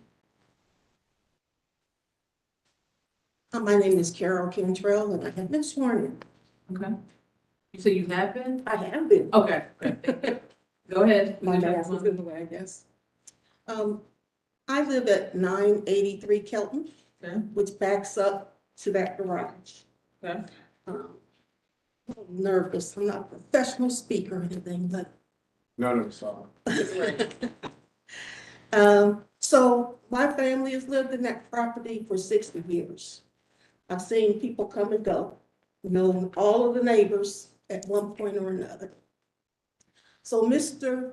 Marshall, who built that garage, was an entrepreneur, and he worked landscaping. He built that building to house his equipment. So when he built that building, he had the entrance come in from the side, because he knew he had trucks and everything, that there wasn't enough space to be able to whip into a garage if the access was directly off of the alley. So he had it on the side. So there was never a problem. He could just drive right in, drive right out. So when the new property owners decided to put the garage doors on the back, my concern was, is there enough space to turn into the garage and out of the garage without hitting my property that's behind it? You'll see that on that picture. And if I decide to put up a fence, I don't think there's enough clearance for whoever's parking in that garage to make it without potentially hitting my fence or whatever I decide to put back there. We spoke with the developer. I never heard what the answer was. They knew that there was an issue that needed to be addressed. I don't know if the application addressed that, as far as you know, or not, but either, I think one of you had talked about, you don't know who's gonna move into a property. If somebody moves in with the Volkswagen, I don't think they'll have a problem. They move in with the SUV, we're gonna have a problem getting out and not hitting whatever's on my property. So that's why I'm here today. If they gave you an answer that would address that issue, I'd like to hear it. So nothing that we're deciding on here would prevent you from doing anything on your property. Except whoever's moving into that house could run into my fence. And then that would be their issue. Will be my fence. So Yeah. that means I have to fight with people to try to correct that. No. You're allowed to put up something, if somebody runs into your fence, then they have a problem, like they have to solve. It's not your problem to solve. Right? I mean, we agree on that point? Well, I guess I would try to not have a problem to begin with. Well, the garage is there and The you're, garage is there. right. In the past, the entrance is on the side, so I never had to worry about that. We always worried about somebody was gonna buy them and put a club back there or something other than parking a truck. And You're luckily, effectively it talking- never happened. You're effectively talking about maneuverability. Yes. And it looks to me like this is where a garage would belong. And some No. alleys, There isn't enough variance from the garage to the alley. I'm looking at a house that's maybe next to yours that has the exact same thing with less clearance to the alley. No. Okay, well, that's not what we're voting on here today. Yeah, Well, I can clarify that we have addressed this in our application. okay. Well, okay. Yeah, but I guess to ease your mind though, you're talking like you're being prevented from putting a fence up. And I just want to clarify that you're not being prevented from putting a fence up. I know I'm not being prevented from putting a fence up. Okay. That's not what I'm addressing. I'm trying to not have a problem. So if every other garage on the alley is back from the alley, further back than what this one is, then why is this one so close? So are to- you saying that that's the case on the Yes. street? All the other houses, their garages are further back? Yes. Okay. But this was allowed to be built here, so it must be. Well, you know, it was built probably in the nineties or the eighties. And I think there was some question about whether there was a permit. Okay, And, okay. so if there wasn't a permit, So maybe it was non-compliant. Yes. when it went in. Well, yes, that's because code enforcement came out while we were out discussing this one. Yeah, it looks pretty standard to me, like the distance to the alley.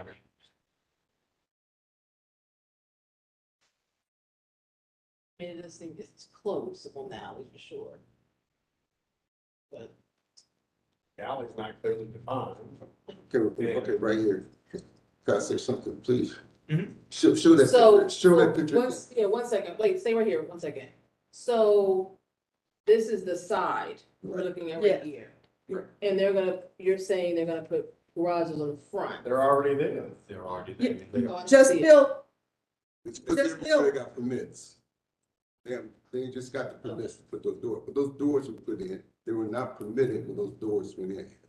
You're talking about these doors on the These side. doors on the side are the original doors. Right. I'm sorry, sir, can you? Okay. Oh, yeah, I'm sorry, yeah, I got I'm some sorry. testimony.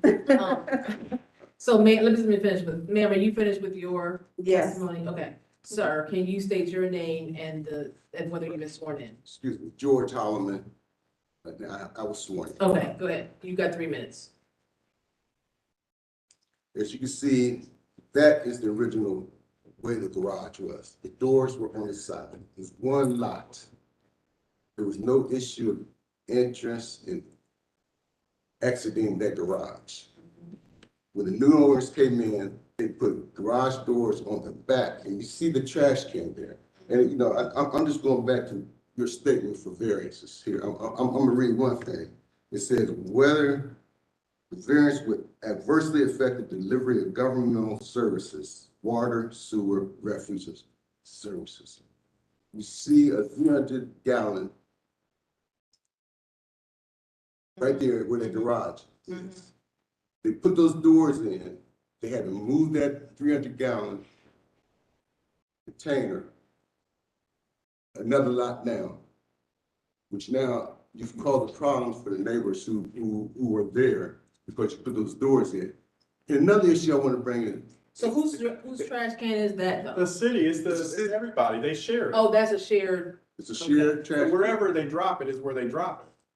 But you're not gonna be able to drop it once they put those doors in, that can has to be moved somewhere. Wherever the city drops it on that alley is where the city Okay, drops you it. know, I really want you guys to, I'm gonna start over. Okay. That garage is not compliant, correct? Is that, no, ask the city, was that garage in compliance when it was built? It was not in compliance.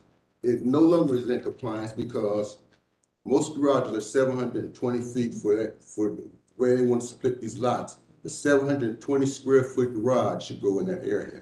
That garage is 1,200 square feet. That is why they want variance.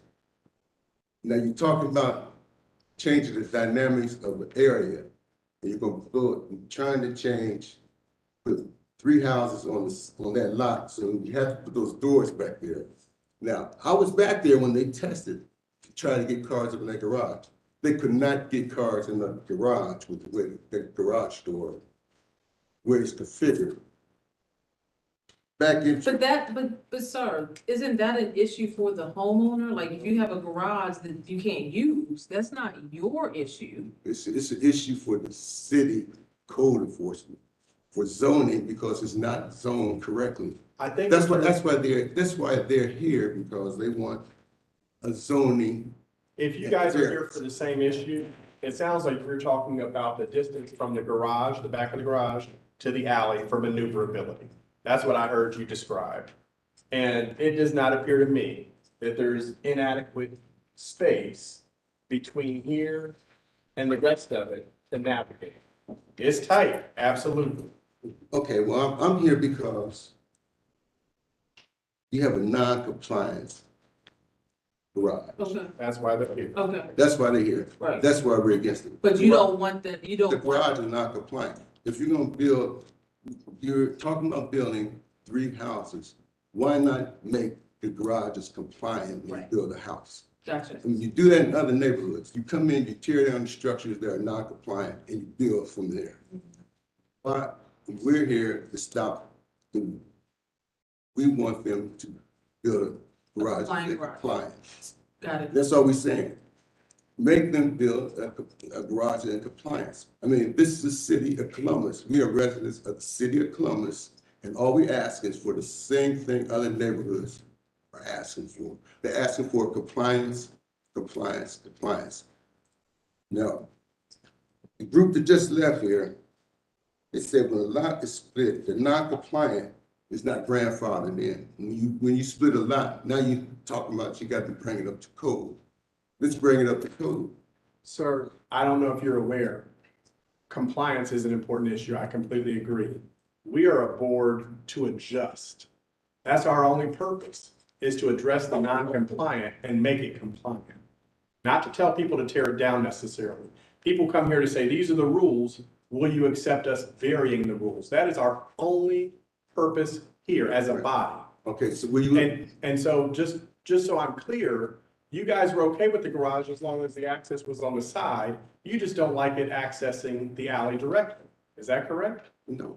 Oh, that's what I heard from her. There was no problem ever. Are you guys not together? I'm sorry. Maybe I misunderstood that. I thought you were together. Okay, but when there was one lot, it was not a problem.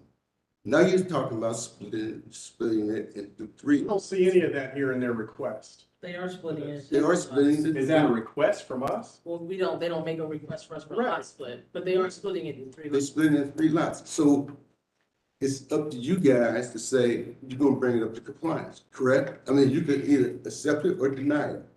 That is our option, The yes. variance. Now, it's in your hands to say whether we're gonna accept the variances the way they are, or we're gonna go with the homeowners who've been there 60 years, or we're gonna say, we're gonna let a developer come in and do whatever the hell they want to do. I certainly hope you don't view this as a you against them or how we're looking at it. That's not how we're looking at it at all. But how are you looking at it? If it's compliant or not compliant? So everything that comes before us is non-compliant. That's why we're looking at it in the first place. Okay. And in addition to that, there are Duncan standards or Duncan factors that we look at to talk about how substantial something is. And as you look at this, they talk about, let's see, increase allowable from 45% to 50% for lot 149. These don't seem substantial to me. So again, on the surface, I would have no problem approving these variances. Except when the applicant comes back up, I do want to speak to the size of the garage, so I already have that as a question. Yeah, it's fine what you say, but when you look at neighborhoods, just like the groups just left here, you want to look at a neighborhood. When all the other garages in the neighborhood, 1 car or 1.5 car garages. And you're gonna let somebody put a 1,200 square foot garage there and leave it there and change the dynamics of that garage, the structure of that garage. It affects the neighborhood, it affects the neighbors, it affects everyone. Okay. Not just the applicant, it affects the people in the neighborhood. And so that's why I'm here, because I want you to listen to people in the neighborhood. We listen to all citizens of Columbus. We heard you, sir. We heard you. Thank you. Is there anybody here, is anybody else here that wants to speak about this application? Okay, the applicant can come back.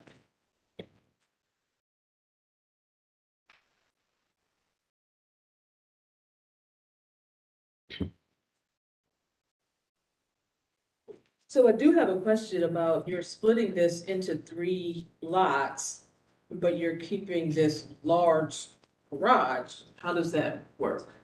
Correct. We're splitting along the original lot lines because the large garage does fall completely within the bounds of one of the existing lots. Okay. So the lot lines do not run through the middle of the garage. But it is it is a large garage for one lot. Correct. 1,200-foot garage is for, there's readily 720. Correct, and that's why we're asking for a variance on the garage size, because the garage has been here for a very long time. I know the neighbors talked about the impact on the neighborhood, but this garage, from a massing perspective, is not changing anything to impact. So the one lot will have this garage, the other two will not. Correct, they Are you will have their planning on own putting other garages. garages? Same size, smaller? Smaller, I mean, those garages will go through the normal process, and if Okay. they would require variances, they would come to this Gotcha. board. They shouldn't require any variances, so you Okay. probably will never hear about them. You're just leaving this as it is, so it requires variances. Correct, it was built too close to the lot line, it was built too big, et cetera. I did meet, both neighbors on site and, But I guess, so, hold on. We don't have the authority on the lot split, but usually we allow garages to be oversized like this because of the size of the lot. Yes. And so when you're changing the size of the lot to something smaller, it seems like that wouldn't jive with having such a big garage. Correct, like the lot in its existing form probably wouldn't matter, I mean, it still would need a variance.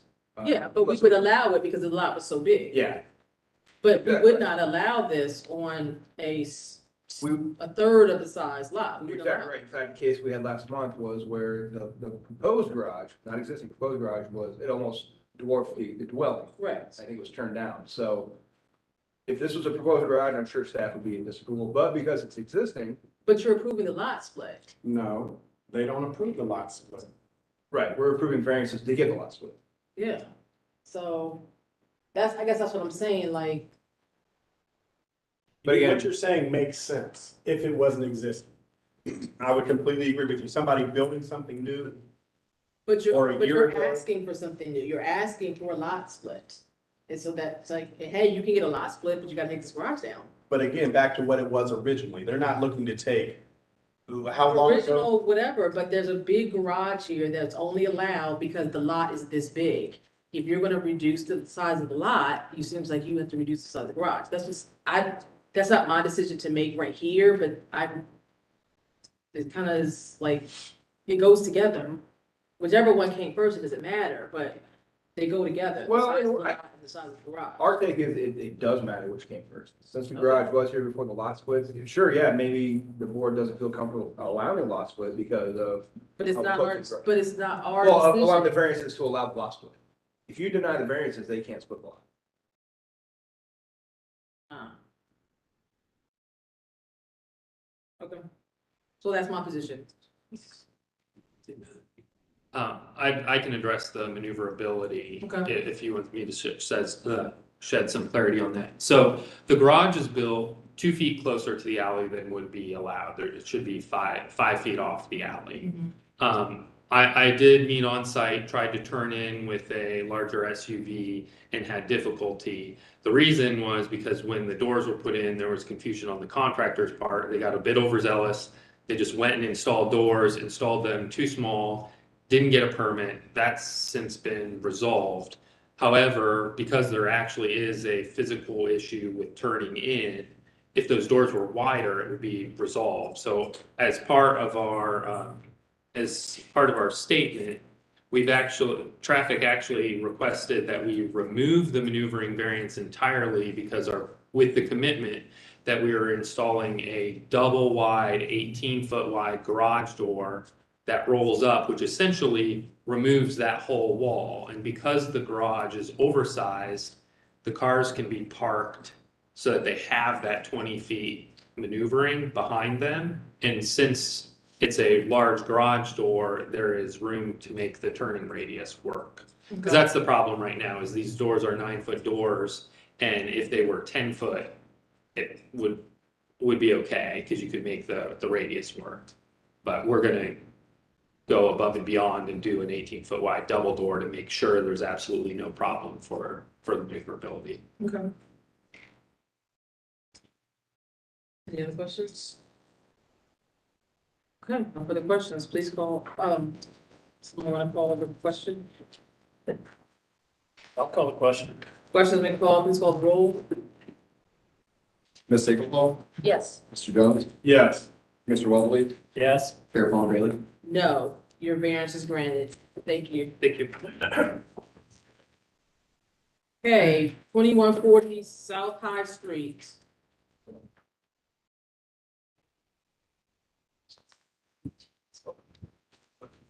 Right. 2140 South High Street is located on the southeast corner of South High Street in Kingston Avenue. It is zoned M manufacturing and is part of the Columbus Southside Area Commission. The 1.03 acre site is developed with a 17,896 square foot warehouse. Surrounding uses are primarily manufacturing. The applicant proposes partial demolition, partial renovation, and a new development for a proposed retail restaurant and restaurant patio project. Specifically, the applicant proposes approximately 11,500 square feet of retail use, 8,861 square feet of restaurant use, and 2,241 square feet of restaurant patio use. Variances are being requested to not provide parking screening, to reduce the parking setback line from 10 feet to 0 feet, to reduce the minimum number of parking spaces required from 182 to 48, to allow a dumpster in the building setback, and to reduce the building setback from 50 feet to 25 feet. Planning is in full support of the proposed parking reduction, with the understanding that additional bicycle parking facilities will be provided. All comments from the Division of Traffic Management have been resolved, but they ask that we add this condition, that appropriate pedestrian connectivity shall be provided to off-street parking areas as approved by the Department of Public Service. Depending on the timing of this area of the proposed development, there may be requirement that this site be required to implement appropriate pedestrian infrastructure improvements within South High Street or other locations as approved by the Department of Public Service. Columbus Southside Area Commission recommends approval of the request, and staff can recommend approval of the proposal as the requested variance to not provide parking lot screening, as well as the building and parking setback reductions being questioned to maximize the available on-street parking. Staff notes that this project is an extension of the Fort development to the north, where there is a plan for accommodating the parking deficient to the north and that deficiency, to the north and west, which are walkable bypass and the viaduct. And again, the condition is that we add to the board order that appropriate pedestrian connectivity shall be provided to off-street parking areas as approved by the Department of Public Service.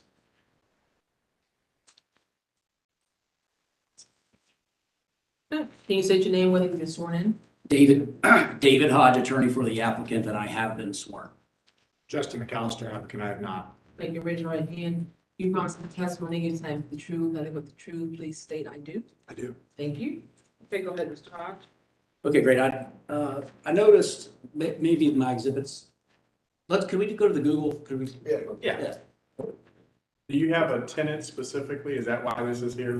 Because we've heard this like 3 times. Well, no, this is, it seemed, you have heard this general area 3 times, but you have not heard this particular portion of the property. Okay. Yeah. And I will. There is a tenant. There is a tenant. Are you able to say who the tenant is? This is a startup brewery tap called Honest Friend. Okay, thank you. Yes. I'm sorry, could you repeat that? Sure. The tenant is a startup brewery / tap room called Honest Friend. Honest Friend? Correct. This is a part of that, area. It's Yeah. just adjacent to the fort. If you look, we're south of Kingston, north of Kingston is the properties that make up here. Yeah. Sites here. Further down. Where's 104? Just south of that. Yeah. Okay. Show me again where it is. Circle. So may I come over, Mr. Jones, to the screen? I see it. Okay. So just above the loop, just above the big loop at 104? That's the property we're here on tonight, 2140 South High Street. Yeah. The properties that you've previously seen We're back behind. are there north of Kingston Avenue that you see.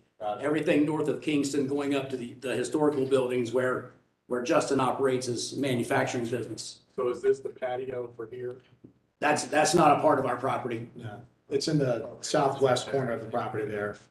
You see the tan roof? That's kind of the L-shaped building. That's what we're here on. In that property. Yeah, right there. So where's the old Via Vecchia? Is that? That's up here? Yes.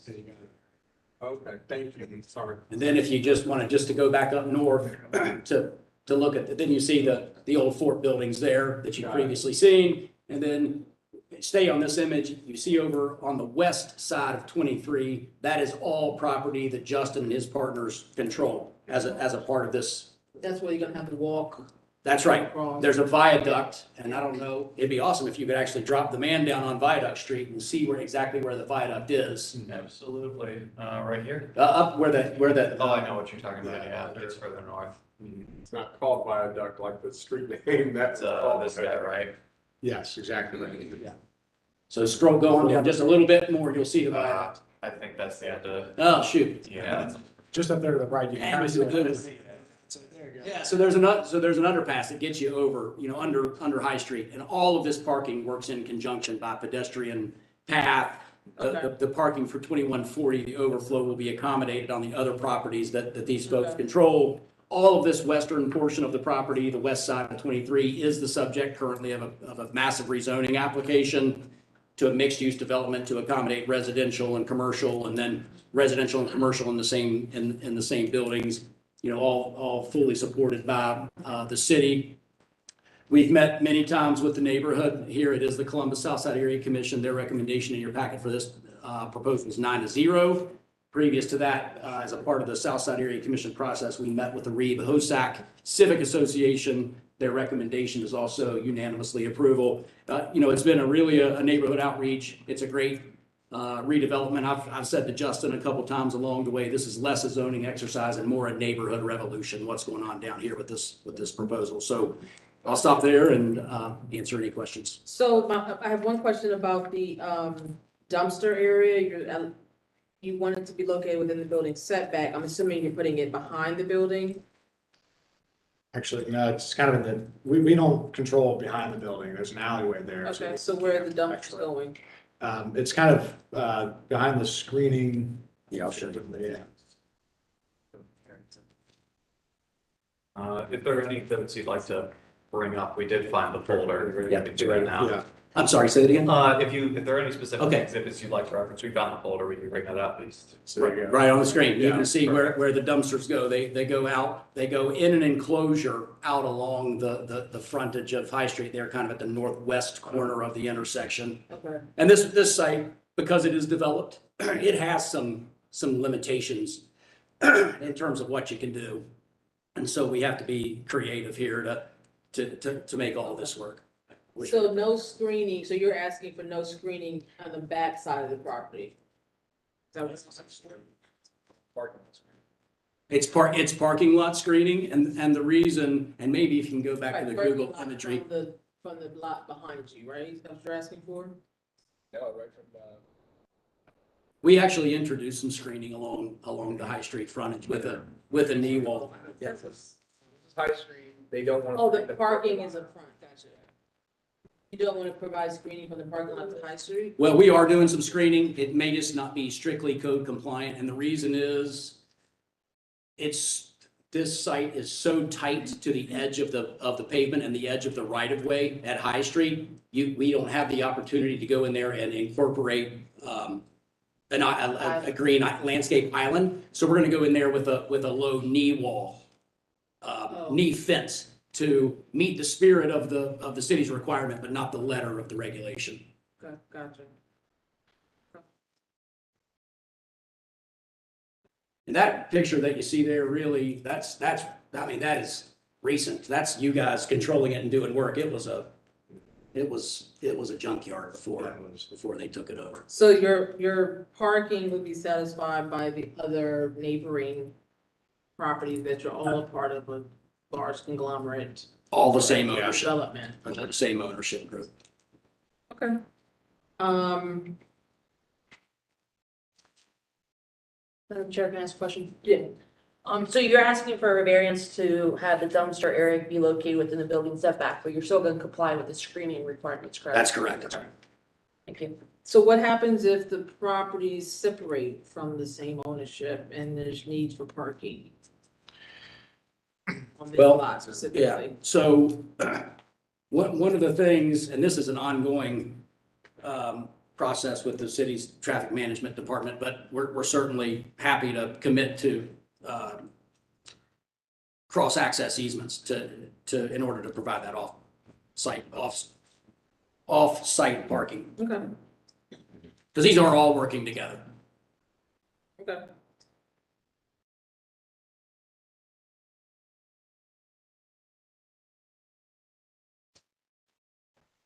I add that in as a condition, cross-access easements for off-site parking. Yeah, I don't know if that's the perfect I don't know if terminology. that's Yeah.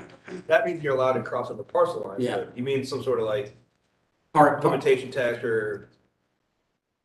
and not a limitation text either, because that's Yeah. that's a zoning, but, Something that will allow parcel X to park on parcel Y. Right. a lease Yeah. for $0. Okay.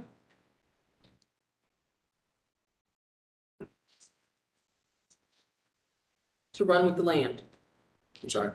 to run with the land. Yeah. Okay. Okay.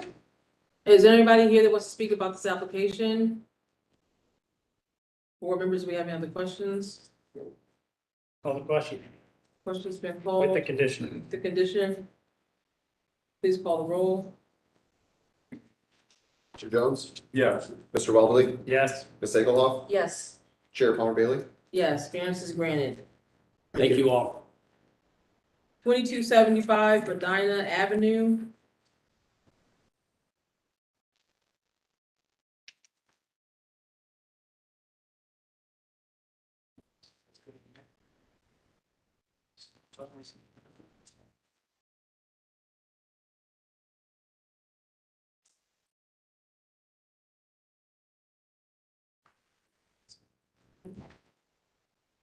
Twenty-two seventy-five Medina Avenue is located on the west side of Medina Avenue, approximately 450 feet south of East Hudson Street. As part of the South London Area Commission, existing zoning is R3 residential district. The 0.12 acre site is currently developed with a detached single-unit dwelling. Surrounding uses include similar detached single-unit dwellings, a church 1 block north of the site fronting East Hudson Street, and a high school 2 blocks to the south. The applicant proposes to legitimize a covered patio in the required side yard, which is blocking access to code-compliant parking, and is requesting a variance to reduce the required parking setback line from 25 feet to 0 feet. Planning has no comments as the South Linden South Linden Land Use Plan, and C2P2 do not provide specific guidelines for this proposal. The Division of Traffic Management likewise has no comments. At the time of writing this report, staff had not received a recommendation from the South Linden Area Commission. However, we have received that recommendation. It is for approval. I do have that here should you wish to see it. However, the city's recommendation is for disapproval, as staff consistently recommends disapproval of parking setback variances for the purposes of parking vehicles in a driveway. Furthermore, staff notes that there is an accessible alleyway at the rear of the property in question, allowing for a parking pad to be installed in the rear yard to provide the required off-street parking. Chairwoman. Yes, I need to see a map or something, because I'm not really following what's happening. I mean, I'm reading it, but there's a patio that's blocking parking. Correct. If we look at this image here, so that is the covered patio that was installed. If you go to the site plan, the car in the photo is blocking it, but there is a stoop with stairs leading up to a door that with that blocking the through access for that car. You cannot access any parking to the side or rear of the house that way. The only way to do it would be either A, to grant the requested parking setback, or to what we would prefer, have that parking pad at the rear, correct, since there is an alleyway. Okay. So.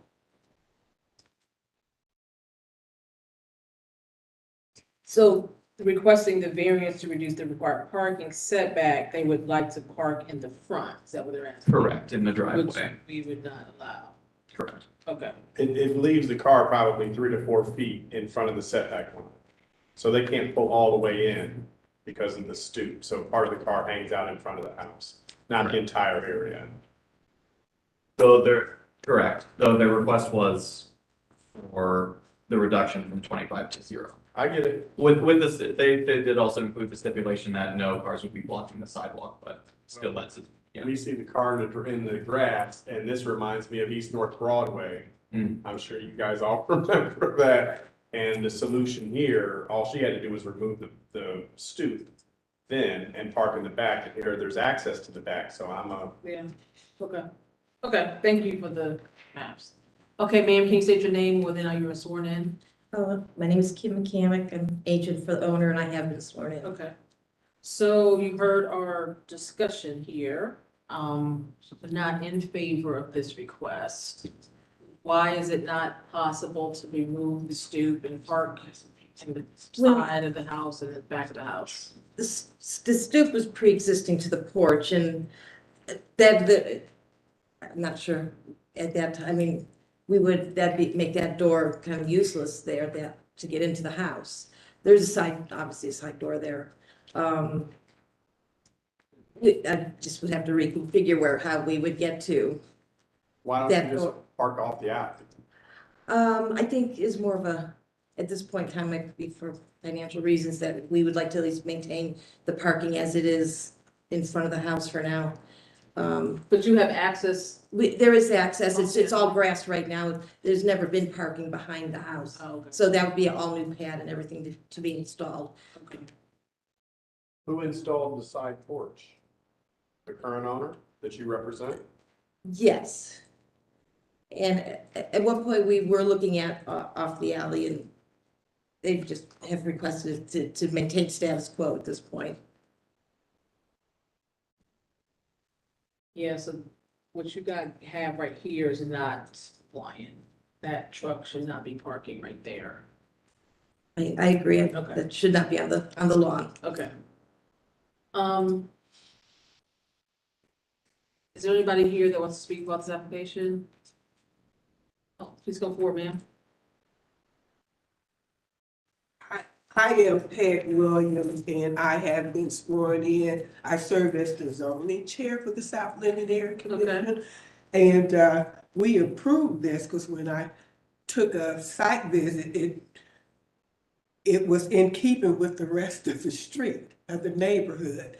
And we had not seen this photo of the car, but that's kind of typical, just requiring the owner to not park on the grass. So we, took a vote 7-0, that we would allow this variance because it was typical of parking along in the neighborhood, and also with the stipulation that they would not be blocking the walkway.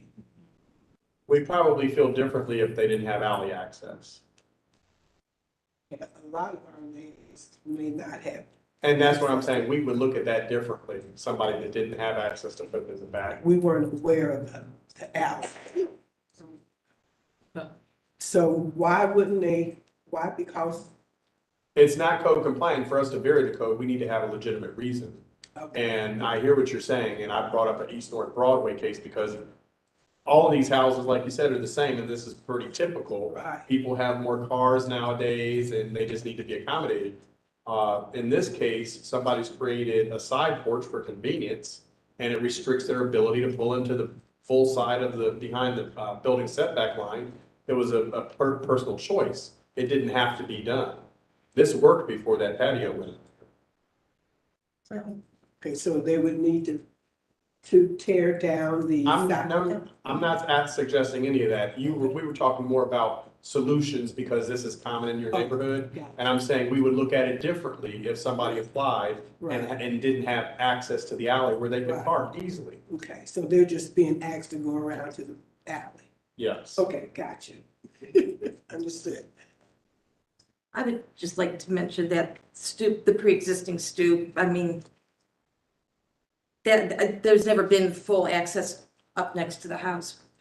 I get it, Because of but that. I'm not measuring that, but I Yeah. know we've measured it before and there was sufficient room to do it with the stoop. Yeah, I don't think it's the patio, I don't think it's the overhang that's preventing it so much as she's saying the stairs. I hear her saying that, but I'm saying I'm looking at the width of that driveway, going to where that fence is. Yeah, and you can cut it short. Right. So you would have had room if Yeah. you didn't do You that. see how you cut it short with that pole that's hanging, it's. Because they didn't want to build on the property line, I get it. We were asked to Yeah. take the structure back away from the property. Yeah, so if you put it on the property line, then you could have gone through. But they would have needed a. But then, variance for that. Yeah, you would have, but I mean, Yeah. you're here for a variance. I guess we're picking our battles, I suppose. Okay, board members, do we have anything else? I'll call the question. Big calls, call the roll. Mr. Weldley? No. Ms. Egelhoff? No. Mr. Jones? No. Chair Palmer Bailey? No, variance is not approved. Thank you.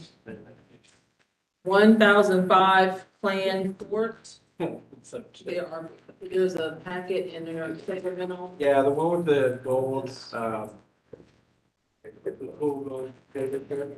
Okay. the first couple pages are what Mr. Travis is presenting, and then correspondence with some.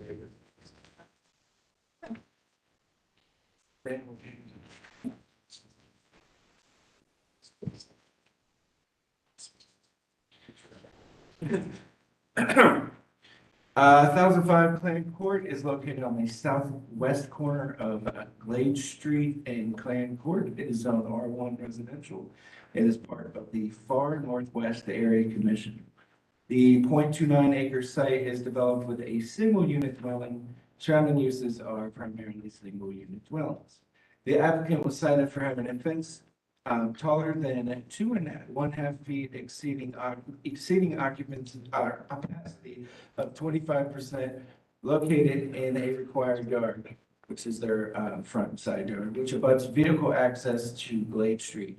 A variance is being requested to legitimize the increased height and opacity of the fence, of the privacy fence located in the front yard, from 2.5 feet to 6 feet and from 25% opacity to 100% opacity. Planning has no comment on the proposal as the Northwest area, or the Northwest plan does not address the matter. The Division of Traffic Management states that it would appear that the intersection site distance and site distance for adjacent driveways would not be adversely affected by the requested variance to reduce the minimal required vision clearance parameters. The Far Northwest Area Commission recommended a disapproval of this request. Staff can recommend approval as the Division of Traffic Management has stated that the intersection site distance for adjacent driveways would not be adversely affected by the requested variance to reduce the minimum required vision clearance parameters. Okay, can you state your name, whether you're sworn in, please? Yes, my name's Attorney Joseph Streb, and I have been sworn in. Okay. I'm Joseph Streb also, and I have been sworn in. Have been. Have been. Okay. My hearing is not that great today. Go ahead, sir. Well, we're here pretty much at the invitation of the board, having dealt with the citation issue in the past. And so we filed for the variance primarily because, and we think our supplemental evidence shows that there's not really any significant vision clearance issue with this particular fence. Your supplemental evidence, what's that? That's a piece of paper. I mean, go, what is it? Like, it's pictures, it's. Yeah, you've got pictures. testimony?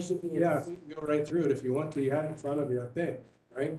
Or do we, I do, but I'm asking you just on the record, what is it? Like, the record can't see these papers, so. Oh, you well, say- it is a document, and it is a document called Applicant's Supplemental Evidence, which was filed last week in case BZA 22-173. So it's part of the record, or it should be part of the record. And it is a document that includes various photographs of the property, photographs, diagrams that come out of the portion of the city code that describes vision clearance requirements for driveways that meet streets. It has that in it. It has, if you look at page 5, it has a picture of what you would see if you were at the intersection of Clan Court and Glade. That's my client's house on the left side there, and that's the fence. The driveway issue is back at the back side of the fence. Was the Far Northwest Area Commission not convinced that there was not a vision clearance issue? Why was their vote to disapprove? Well, that's a good question. I really don't know. There are only 3 of them there, so not all of them heard the evidence. The vote was 7-0. No. Wow. Yeah, there are 3 people present. How was it made? They How got- how could they have a vote of 7-0 with 3 people present? That's a good question. I don't know the answer to that. I wondered that myself. The slip they sent me to 72 members. Yeah, there were only 3 people present at that meeting. Or maybe they allow proxy votes or something, or absentee votes. They were, I don't really know. I think they were just generally confused about what the issues were. You know, Ms. Woods, who filed the initial zoning complaint, gave a long presentation to them, which they seemed to like. So 1 second, is there anybody here from the Far Northwest Area Commission? No, so we won't be able to hear from them. Okay, go ahead, sir. yeah, so in any event, now it's true, they didn't have the document that you have in front of you now. They didn't have that in front of them, so they could see the actual distances involved here. And if you look at page 6, and I know yours are black and white, but if anybody wants a colored one that has colored pictures, I have that too. Yeah, on page, it's your page, let's see, did they not reproduce that one? Oh, there it is. It's 2-sided. So there is a page 6. Page 6 has a photograph of the fence. This shows the distances involved here. So the distance from the right-of-way line is the 13.6 feet to the fence. The diagrams for clear vision that would be applicable here only require 12. That would be on page 4. And it just depends where you're measuring from. If we measure from the actual curved line, 23.8 feet back to the fence. So there's adequate clear vision here, even according to the diagrams that exist in Columbus City Code 3321.05, and that is the code section under which the citation was issued. So if there is a violation here, it's certainly de minimis with respect to any vision issues. But we've also included on page 8 a diagram that indicates that somebody would have to be moving, a pedestrian would have to be moving at an almost impossible rate of speed of 23 miles an hour, and the person backing out of the driveway would have to not be paying attention for quite a long period of time to having vision problems. So let me ask about your client. This fence was existing when they bought the house? Correct. We didn't build this. My client did not build this fence. This fence was put up by the prior owner. Okay. We go back to your previous statement of a pedestrian would have to be moving at a rate of 23 miles an hour for clearance. So what study did you get that from? I didn't do that study. I'll defer to the applicant with respect to that.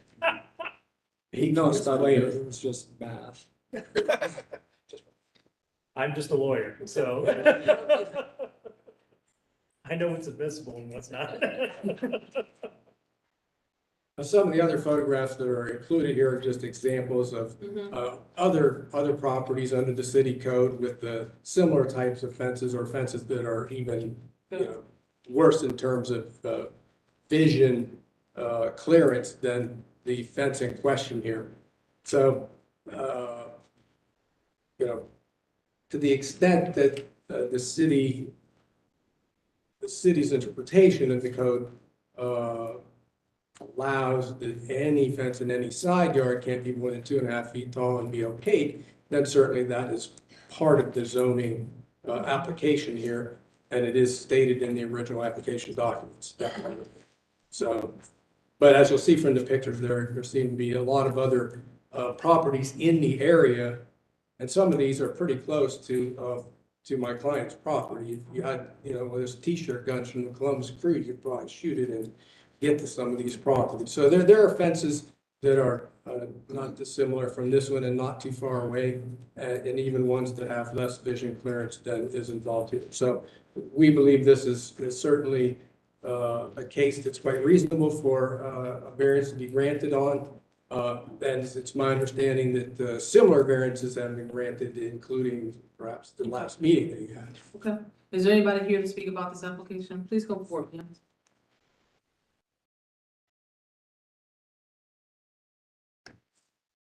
And sir. You can have a seat up here.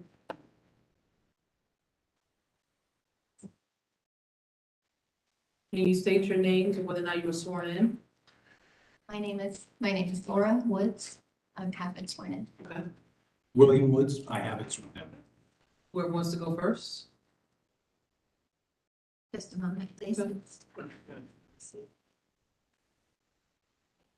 I'm rather concerned. I mean, I suspect that there's 3 people on the zoning committee, and they heard it and presented to the entire board, which might have been 7, the entire board.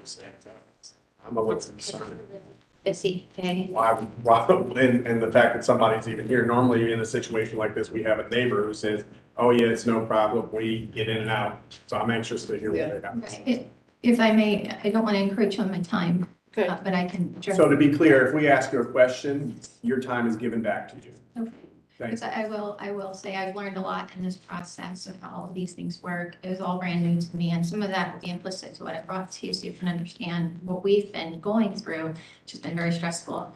But as I learned about the process, I asked about the forum for the coalition. So I learned that was part of this, and I was provided a 10-minute time to present and then an opportunity to discuss with the Strebs.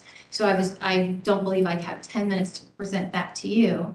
No, you don't. Precisely. So, but your question. You presented that to them at their hearing, at their coalition meeting. Northwest, the Forum. Oh, okay, so Yes, and they've it was heard your. a very accurate, a detailed description of exactly everything contextually with pictures and descriptions and history and various communications. And how many members were present at that? There were 3 members present. Everyone, they were provided with all of the documentation and a transcript. So I spoke specifically to the transcript so that any documentation that was brought to anyone not in attendance heard exactly what was presented. And then there was some follow-up discussion, but it was not very engaging. So if I may start. When you say speak to the transcript, you lost me. So when I came to the coalition, I wrote exactly what my 10-minute presentation would be, and I provided them with that in advance and multiple copies. So it was your trend, And I believe Adam said it would be included in the documentation here to you as an appendix. So I do have in your documentation a letter that you've written to Mr. Moorhead. Yes, that was just part of me learning and providing and understanding. But I was told that this would be part of the slides and the transcript that I emailed you would be part of the appendix. See if you wanted to bring a PowerPoint. Oh, okay, I'm sorry, I misunderstood. Our earlier conversation, you said it would be an appendix to the materials. Oh, I'm sorry, okay, I didn't know that. I had no idea. That's fine. Go ahead, speak to I would like to speak. Your top issues. Yes, this is where I'd like to begin. Okay. Attorney Streb was notified, sorry, I moved the page when I was shuffling. Attorney Streb received a property survey from us on May 21st, 2021, prior to the sale of the home, and was notified of the issue with the fence prior to purchasing the home.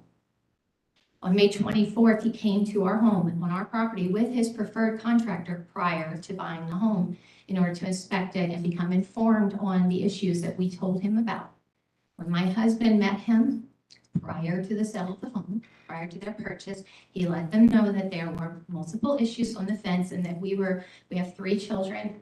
We had an infant. We were in COVID, we're full-time working. We were just like struggling to make ends meet. But then we're also dealing with understanding our legal rights where they built one section of fence that is in violation of city code and another section of fence 100 linear feet that encroaches on our property. 2 separable issues. We were working on learning and figuring out and taking this issue to the correct venues when we learned the home was up for sale. They didn't put a sign in the yard. They didn't post it to the neighborhood page where most people do when they say, hey, we're gonna sell our home. We just happened to find out it was for sale when I would happen to be looking at Zillow because it was doing weird things in the market. And I was like, oh my God, their house is for sale. They are not going to disclose this to the new owners. So we told them before they bought the home. Excuse me. You told them that their fence was non-compliant? We told them that we suspected that our understanding of the city code, that we were still working on like finding the people to talk to, indicated that that fence was not in compliance. We told them that. And we provided them with Paul Friedman's contact information. And to the best of my knowledge, he never reached out to them. Who's Paul Friedman? One of your managers. He's the co-development manager in zoning. But your second issue is that the fence was built on your property? There were 2 separate sections. One section was built in code violation. Another section was built on our property. Both were plowed through. And when we asked them to have you got permits? Have you done the surveys? They just kept going and we didn't know what to do. I'm home with a brand new baby because another section was built when she was 2 days old. And postpartum depression was real. But Who was the seller of the house? Diane Sater, So why would you, without knowing the house is for sale, why would you notify? So we suspect, we were the prior owners of the home. We have all the documentation to show that they refused to do anything and they were putting us in an uncomfortable, very real situation where we now have to figure out how to afford the time and the money to get them to fix these issues. So we didn't know how to start or where. I've never done anything like this. I didn't even know the word existed. I just started Googling this stuff. But while we were doing that legal, figuring things out, we then found out the home was for sale. So we did an uncomfortable, appropriate thing. We put a notification in our yard to attention buyers. And so the Strebs approached us. He met my husband and he explained everything and we provided them. And I would like to pass this over. This shows very plainly, this is from a local certified or a professional licensed surveyor, Rocky Lamano from Westerville, showing very plainly the section that is beyond the setback line. Also, what I'd like to point out is their application misrepresents the fence. That is where the fence actually is. Their application shows the fence about 10 feet further than where it actually is. As you see, the setback line is here, their application. So if anything, it's failed on the grounds of the application having false information. The fence is not in that location that they're applying a variance for. If their fence were there, where they're applying the variance for, it probably wouldn't be an issue. The fence is more than 10 feet away from the line on their document. That is where the fence actually is. The fence is only 10 feet from the sidewalk. So my, Question for, traffic. Do you do a physical walk out on the property or do you go by what they submitted on paper? We would go by what we can see via GIS. We don't typically visit sites unless there's some really nuanced factor that we need to see. This site, I was present with some of the conversations, was involved in a lot of the conversations that she had with Mr. Moorhead. But I know that he went through, excuse me? yeah, sorry, trying to understand, asking lots of questions. Yeah, oh yeah, absolutely. It went through a lot of discussion on what we look for site distance, what was the vision clearance, what did they all mean, where was the fence, where was it relative to sidewalk, where is it relative to the driveway? A lot of different things that cover the geometry of the line there, but typically, unless it's extremely sensitive or nuanced, we don't do it. May I address that comment here from Mr. Moorhead? Because this was the email he replied to me. Mr. Moorhead is who again? He's in traffic management. He Okay. was working with the planner on the case. When I learned that the application had a false information, I realized quickly that anyone seeing that application, like the Fort North Coalition, had I not had an opportunity, would have seen that and would have passed it on grounds of that application documentation, right? Because it would have shown it in a position that is not in, which would not be, would be a marginal violation. So I called Mr. Moorhead. I'm sorry, I'm really thirsty. I called Mr. Moorhead to ask, did you make your decision based on this document? He said yes. He made his decision based on that document showing the fence in a substantial, their application material showing the fence in a substantially different location than it actually is, which my document does show, which they were provided prior to buying the home. So I don't have that, we don't have that, do we? It's, that variance application. Yeah, So let me ask you a question. When you're referring to this yellow highlight, what are you calling out there? That is showing, our survey shows that the fence is beyond the setback line, which is. We knew that. Right, but my point is, they knew that before they bought the home. I appreciate that. So- But this doesn't say, this is just describe, I get it. So Yeah. they knew before, so based on our rules or the guidelines that we use. But maybe you're misunderstanding me. What are you asking me? What's also showing is that their variance application does not show the fence where it is. That's where the fence is. Slide 27 in the presentation. If you go back up one slide. That is their variance application. That shows the fence within inches of the setback line. The fence is significantly further from setback yeah, line. so that's what we have in our packets. Right, that's their variance application, and that is incorrect. Dare I say misleading. So do you, this, That is where the fence actually is. let me see that again. Which side of this? And so to address, oh, sorry. This is what we're talking about. Saying this is significant. There's a significant difference in where the fence actually is versus where they say it is on the. This is the fence here.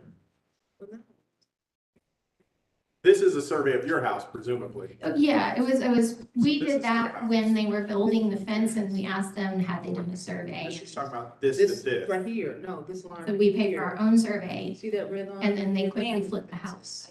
Oh, sorry, I'm sorry. Okay, I This is where understand. she's saying the fence starts, not here. See that? Yeah, but I don't, okay. So whether it's here, Yeah, so the fence is not, This is where the fence is showing where she's saying. so you didn't rely upon that. Want to know here, if you're gonna have conversations, you could just do it out loud. The word can get it down. Did you see this? So we're just showing, we're showing the line that you have on your thing where the fence starts. I'm just explaining. Yeah. how to look at that. okay, thank you. That's all. And I do want to say, after I spoke with Mr. Moorhead, that's why I provided him more context. This is where it really is. And he acknowledges here, we do not have a formal policy with respects to between a driveway and a sidewalk, which is what I think the code talks about, the right of way. Hold on 1 second. We can't have these private conversations during the meeting. They all have to be out and open so the court reporter can get them down. We can't have these side conversations. Sure.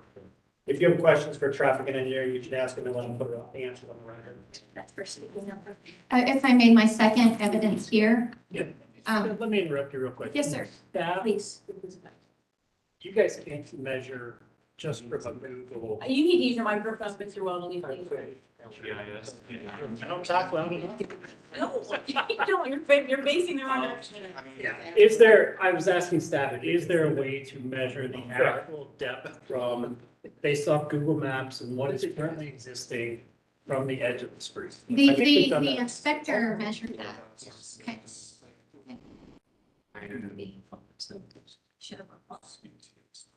There, 1005. Yeah, that would be on. There we are. All right, so let me bring up the aerial real quick.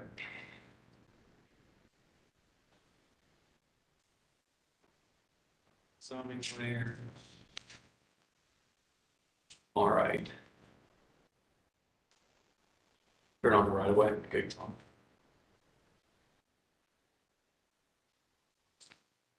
That's the power service on. Yes. Right. Then I'll want to measure. But right away. And just point her. Is the right of way is the sidewalk, correct? This is what I've been told by everyone in the city. It's the middle of the street. Well, that's the center line. The right of way is measured from the. Oh, I'm sorry. So the right of way line is the red dotted line, which is about where the sidewalk is. So looking at roughly Thank you. 14 and a half. That's where the kids ride their bikes. And that's where my measurement comes, converting 10 miles per hour to the distance that the kid I almost hit. And which ultimately prompted the escalation of this because the Strebs demonstrated evidentially and then verbally that they had no intent to do anything about it, which is why we had by then learned about the problem and escalated the issue. Because I almost hit someone's child. So I have a question Yes, sir. for traffic. Looking at this revision or this nuance, the actual survey, would your opinion be different from a safety standpoint? This information is definitely less favorable for sight distance, but there's still technically enough sight distance from somebody backing out of the driveway because of the offset of the fence from the driveway and then the angle. So you're gonna think you're backing out of the driveway and you're looking around your shoulder. The angle at which you can see past the corner of that fence still looks like it's probably close to 24, 25 feet. Still only really require 10. So it's still in advance of that, and she's correct. The issue we're looking for is if somebody's coming down that sidewalk and you're approaching the sidewalk in your vehicle, you need that ample amount of distance to see that pedestrian or the shouldn't be on a bike because they're not allowed on the sidewalk. They're middle schoolers I and they understand. know that. And they're people But that's talking a the- lot. That's the concern. And I mean, while they're doing this, I'm measuring the similar aerial imagery and it's still not such that we would say this is an issue with sight distance. It's not as good as what was in the original exhibit, but. Yeah. I see that Yeah, more. So I understand. I just want to make sure you know that I've been very prepared here for the brief, if I had, there's 3 minutes to speak uninterrupted. You have 25 seconds left. I mean, you've been talking nonstop. No, I'm trying my best. I've never done. You want to provide testimony? Okay, so, yes, please, may I? My next, I have an email from Mr. Streb. He notified us that they had a price reduction on the sale, and that they would address the fence. So here's an email from him saying, we negotiated a lower price. And so that's where we didn't call you guys because they said they'd do it, and it's really great. And then I left, since my time is running out, this is what I see when I come out of my driveway. There are markings for the setback lines on the driveway, so you can see. This is the auditor's website. The aerial view from the auditor's website, you can see the green line is where their application says the fence in, the yellow line is where the fence actually is. You can see that my entire vehicle is obscured by the fence from just the timing of the picture. You can also see in blue ink an entire section of yard that isn't fenced in, that more than substantially, is substantially larger square footage than what they would lose if they did this correctly and took the safety issue out of the way. I thought you might be interested in that. Mr. Thank you very much. Also, in the final thing, in terms of our neighborhood characteristics, we have approximately 386 homes. We don't. No, well, if I just make one plain statement, is that we have only 3 other homes in our neighborhood of almost 400 homes that have a fence that meets these standards, being beyond the setback line and required yard with abutting such access. And each of those, according to the auditors, are in these pictures, 70 feet, 65 feet, and 40 feet from the driveway. This fence is 15 feet from my driveway. That's why that photo of what I see is only 15 feet. I'm in the side, I only reverse park now after I almost had that accident because my rear end is in the driveway before I can see. You've been very helpful. Thank you so much. Chairman, I have a question. Can you, like, what am I looking at? That's where I'm on my driveway, and I marked the 23 foot and 25 foot. So that's where the fence should be between like I don't understand it. It says like 25 plus or minus 2 somewhere in the code. So that's the setback lines. That's where the fence should be. And then the second version that has got the yellow and the green line? The yellow line is where the fence is. The green line is where their application says the fence is. And then just because of the, this is what it looked like before the fence was up, if you just wanted a sense of the visibility that was legitimate when we bought our house, before someone did this and, made it unsafe for us to access our driveway.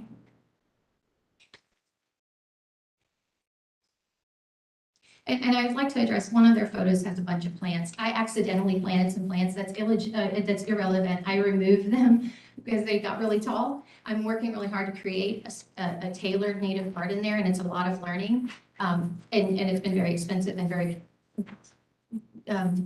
joyful to plant that stuff. But he made sure to take a picture when my plants were overgrown before I transplanted them all to come into compliance, because that's what you do. Okay, thank you. Would you mind if we hold these not in perpetuity, but enough for the applicant to be able to validate or invalidate? You're more than welcome. Thank you so much.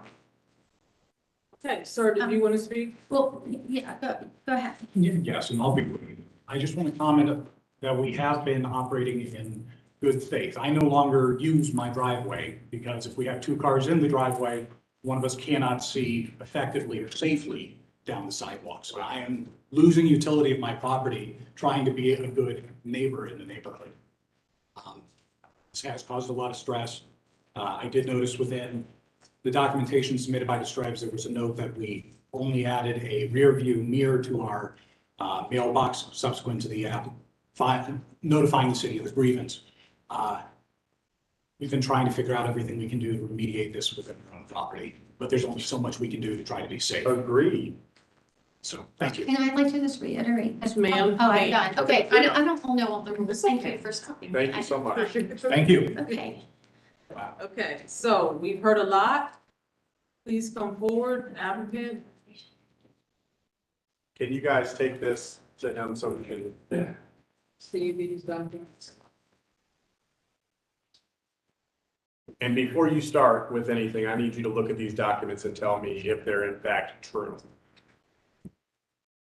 I know what you mean by true. An email sent to you or an email from you is what I mean.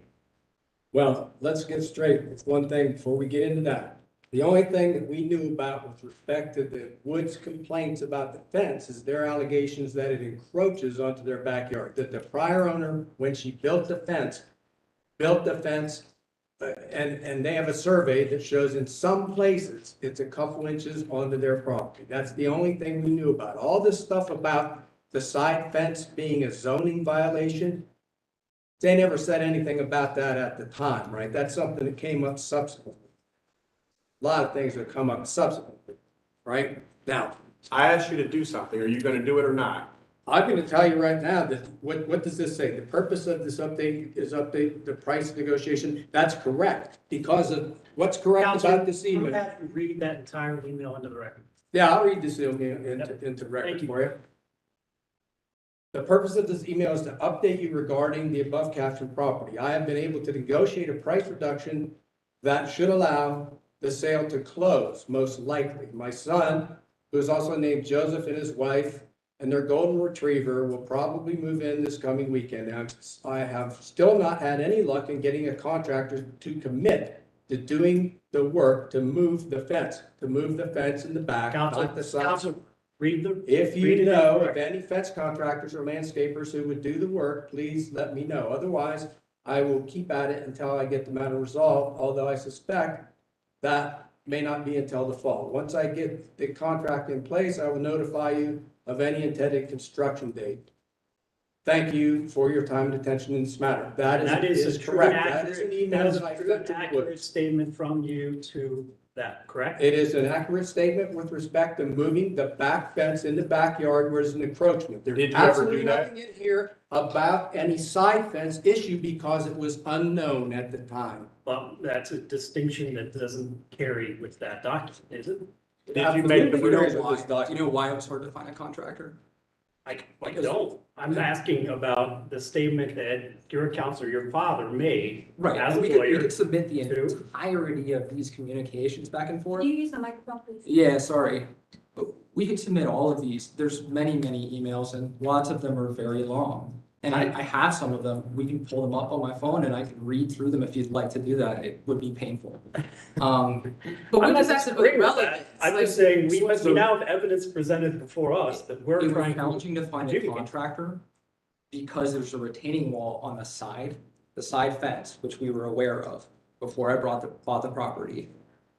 And so to move the fence, the 6 inches that it needs to be moved for the 150 feet of fence on the side, so the south side. The backyard.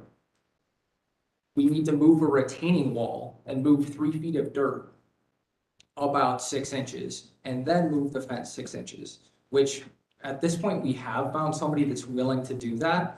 But the part about the other part of the fence, which is the issue here for this application, was not raised until after I had already purchased the house. So the sign that was in the yard that drew you to them, Yeah. all they pointed out was the back. They didn't mention anything about proximity to the street or the sidewalk or anything. They didn't mention that at that time.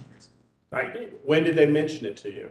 When filed the zoning violation, right? I want you to look at page 2 of the document I gave you, right?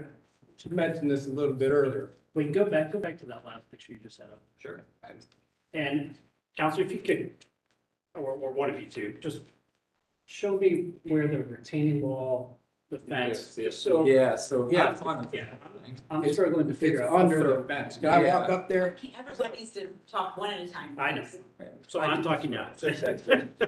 It's under that fence.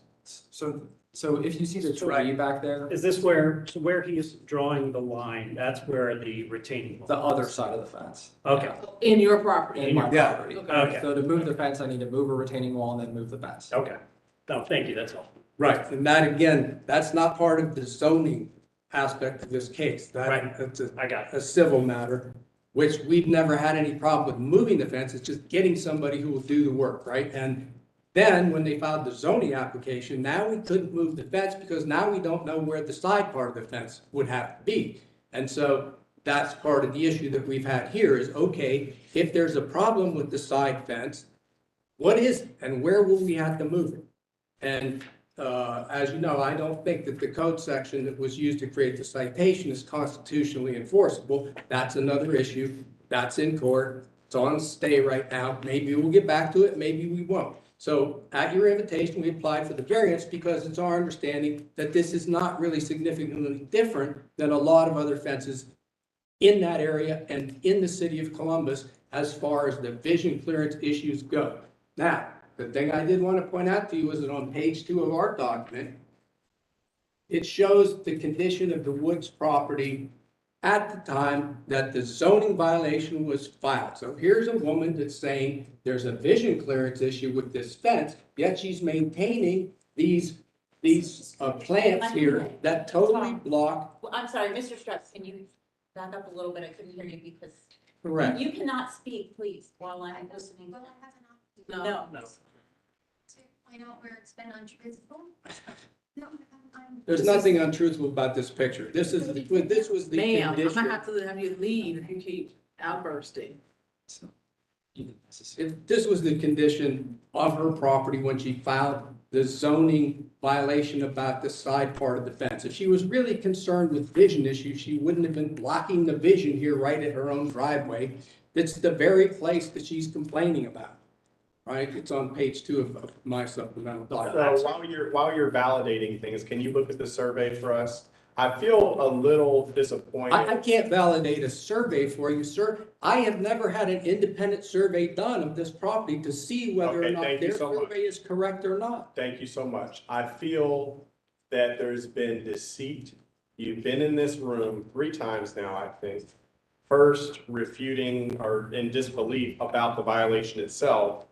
And it appears to us that the fence is not even in the place, based on a survey that was done, that we can take to heart, that the fence is not even where you purport it to be today. I've given you pictures of where the fence is today. And It's I'm looking exactly at a those survey pictures. from a state licensed person who completed it with markings. No state licensed person completed any survey of this fence location for Why us. don't you hand me the survey again? That's not my survey, sir. He didn't do it. It doesn't matter. For that. We would use this in any court of law.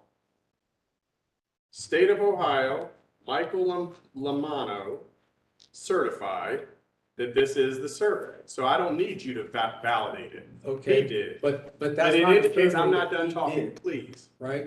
It makes it clear to us where the location of this fence is, and you've presented something altogether different. And again, I feel deceived by that, and I'm very disappointed. When we came in to look at this, there were a number of things that I've looked at, but I focused on the safety.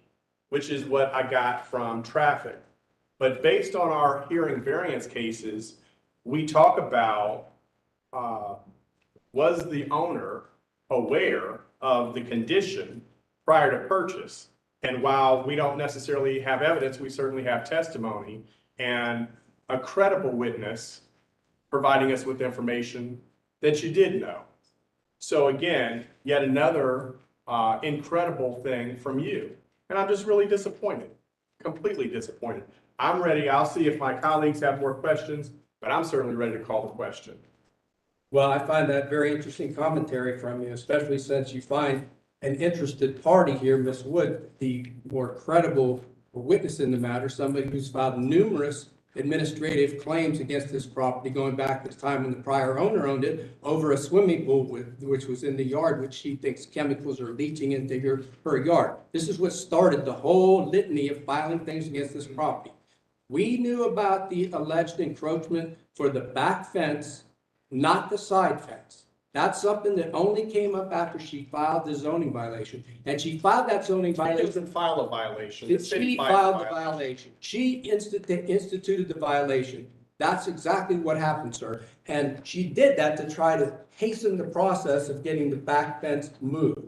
Now she sees an advantage further in trying to see if she can't get the fence moved somewhere else or eliminated altogether or put someplace else. Okay, fine. You know, she can push those arguments, and she has pushed those arguments, and she's got you to buy it, which is unfortunate because this is a zoning issue. This is not about her encroachment, her survey of her backyard that she had done. I'm not even looking at that. I haven't even addressed that. Sir, question for you.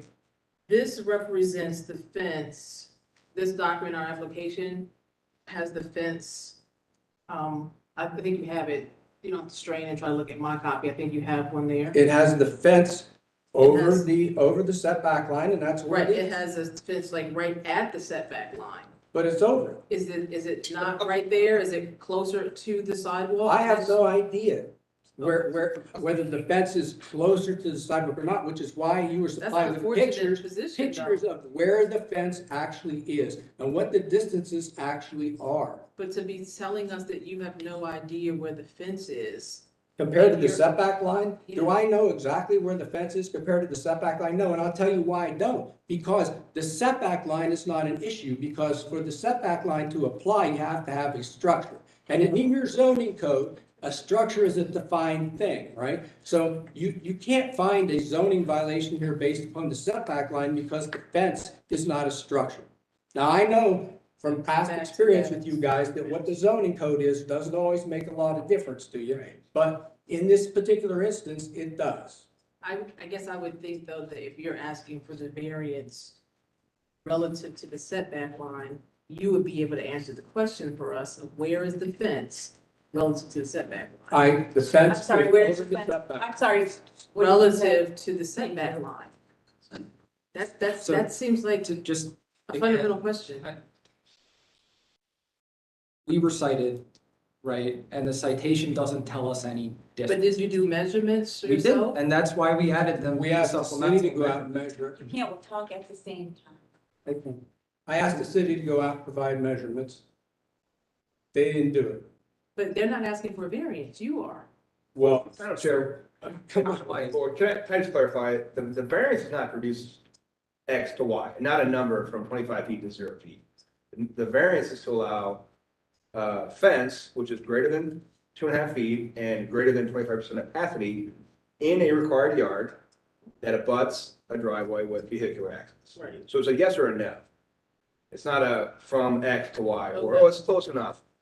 We base our recommendation on traffic management that says it's safer, Right, not is it 5 inches off or 2 feet off, just to clarify. clarification noted. And I will, that's how I usually defer on these things as well. Yeah. You spoke it and said this is still safe. I mean, my assessment of it here is based on geographic imaging, similar to the survey. It's not the same level as what Mr. Moorhead would have looked at in his office, sitting down to actually analyze it. Measurements that I make to appear like it would still provide adequate sight distance. So that's what I would make that judgment call on today, right now, That is still safe. that it would still be safe. Okay. That judgment could be different if you sat down, did did the survey, looked at some of the measurements geometrically and understood it. It would take a little bit more time. Board, do we have any other questions?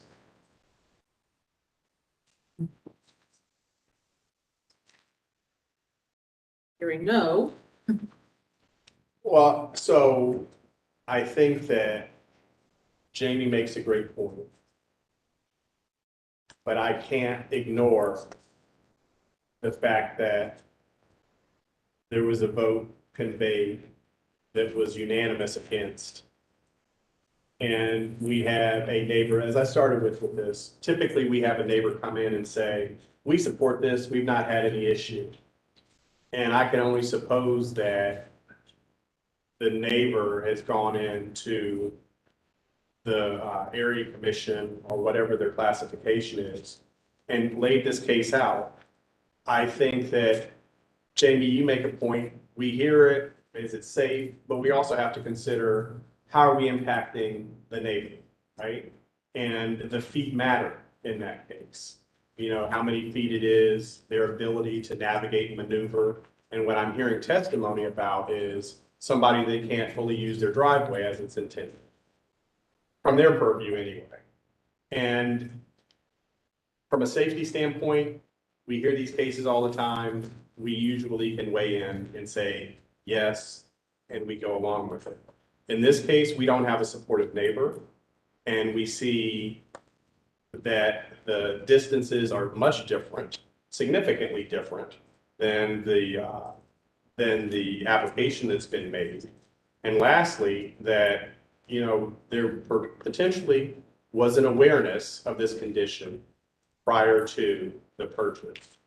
And let me just ask younger Mr. Stritt, you're telling me that you had no knowledge, no direct knowledge about this condition, about proximity to the street and or the fence prior to you purchasing? Yeah, that's absolutely correct. Okay. It was just the back part.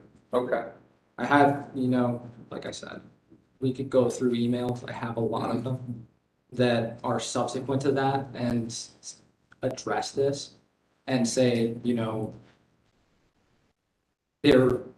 we have this other issue in addition to this, and this was after we had already purchased the house. We're not gonna report it right now, but just know that that's there. And that's, I think, what Mrs. Woods was referring to also. Okay, but it was after you purchased. I didn't know about the side fence part of it until after I purchased. Okay. Thank you. Mr. Jones, there's also other neighbors on the back of that one that are supportive. That are supportive to it. That's in the plan. Yeah, the one supplemental.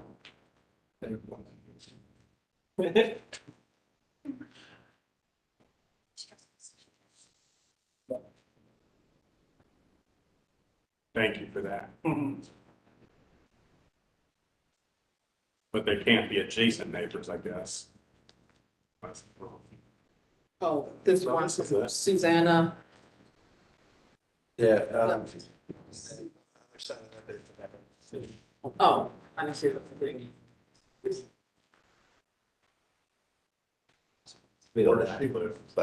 It says it, other side of the Woods family, 2 houses down from the fence. She's unimpacted. Of course she doesn't care. Are you hearing that? I got it. Again.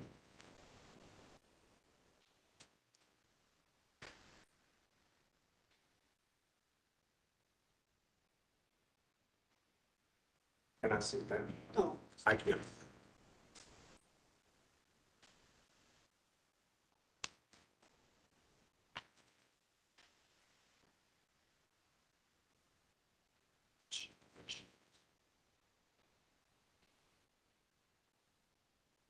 Thank you.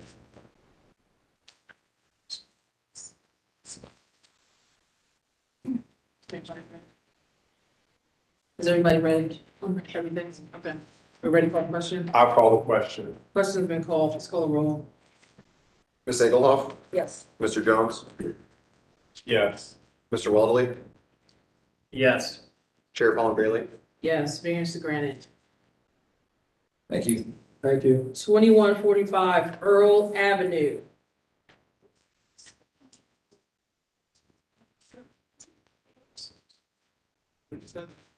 Oh, yeah, it's like, okay, Tom, chair. I'll just go. I'm on. You're on the, we need to circle back to seven. That was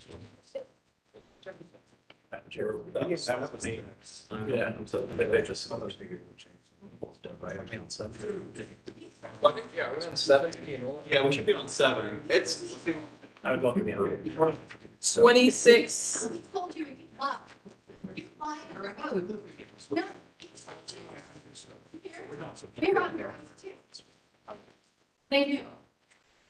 They knew before they bought the phone. See?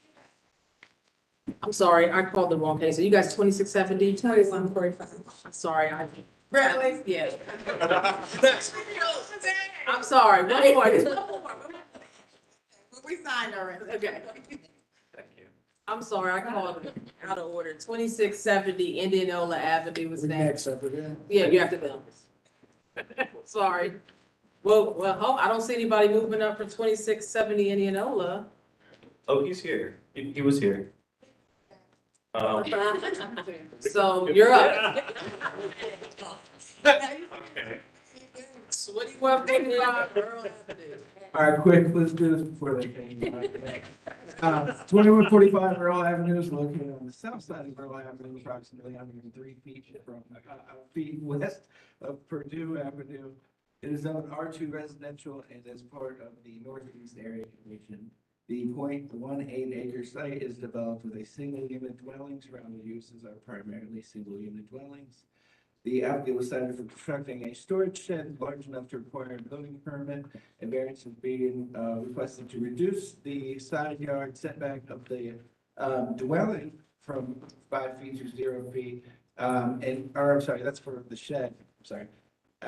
From 5 feet to 0 feet to legitimize the side yards of the dwellings from 6 feet to 0 feet and from on the east side I'm so sorry, on the west side and from 6 feet to 3 feet on the east. The northeast area plan does not address the issue of minimum side yard setback, therefore planning division has no comment. Division of Traffic Management had no comment. The Northeast Area Commission recommended approval of the request. Although the Northeast Area Plan does not address the issue of minimum side yard setback, staff can recommend approval as the variances are to legitimize the existing conditions of a dwelling that was built in 1980, and because the shed will not be built near or along a structure on the adjacent property. Madam Chair. Okay. Can you state your names, whether or not you were sworn in? Warren Harding, Okay. Dana Harding, Howard Swan. Okay, go ahead. If anything to add about this application? No. I'm kind of curious what's going on there. Can you bring the picture back up? What is the shed, that big building? That's a shed? So I built a shed, it's a 24 by 30. It's a garage. Yeah. So I do a lot of construction work, so I had a lot of material. I didn't get a permit for it and built it, so. And again, I'm looking at it like that, I'm kind of okay with it, but I want to unpack the rest of this picture. What is this drive? That's the easement between the houses with the easement. Yeah. Right away. Okay. Oh, it's like an alley. No, well, yeah, can't go through. Where the city Vacated out. get access to, Okay. Because I was gonna say, we might have other code enforcement things coming up, listen to address these up front. But okay, I got it. Thank you. Is there anybody speak about this application? Okay, board, do we have any other questions?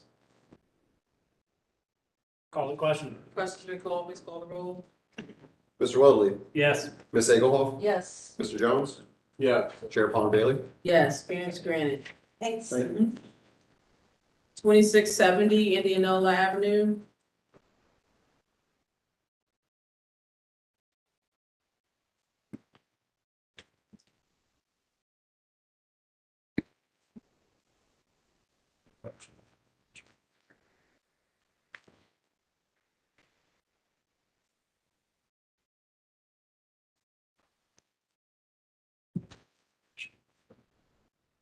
skipped it. There we go. All right, 2670 Indianola Avenue is located on the east side of Indianola Avenue, approximately 125 feet north of Arcadia Avenue. It's part of the University Area Commission, and existing zoning is R3 Residential District. The 0.16 acre site is currently developed with a single unit dwelling. Surrounding uses include a mix of single unit dwellings and multi-unit dwellings with an eating and drinking establishment to the southwest fronting East Arcadia Avenue and Indianola Avenue. The applicant proposes to enclose an existing open front porch, thus expanding the building footprint towards Indianola Avenue.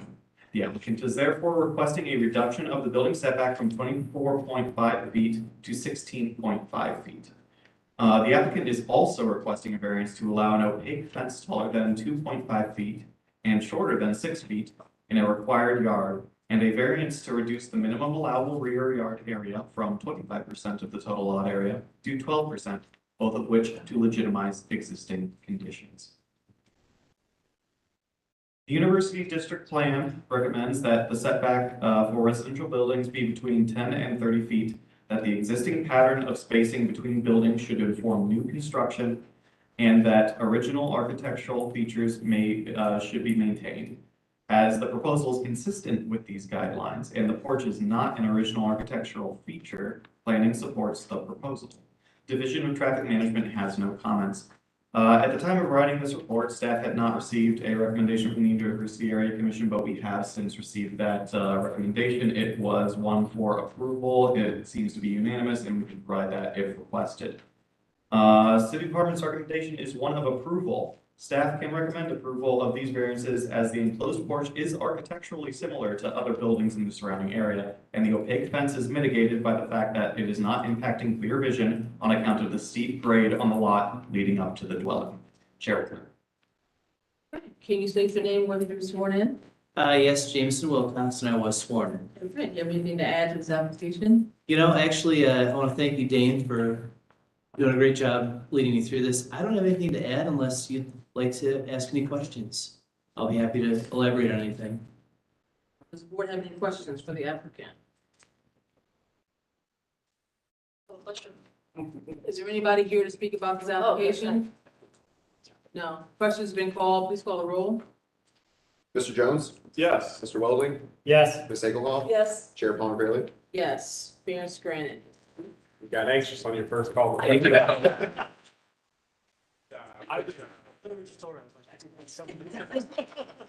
141 and 143 East Norwich Avenue. Yeah. One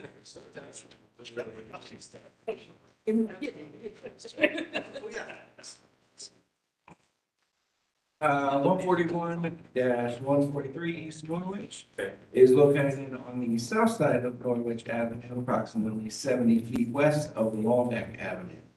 It is an AR4 apartment residential and is part of the University Area Commission. The 0.07 acre site is developed with a 2-unit dwelling. Surrounding uses are primarily multi-unit dwellings. The applicant proposes to renovate the existing 2-unit dwelling and add a third bedroom to unit 2 by raising the attic ceiling and putting on a new roof. Variances are being requested to reduce the minimum side yard setback, to increase the maximum floor to area ratio, and to reduce the number of minimum parking spaces from 5 to 0.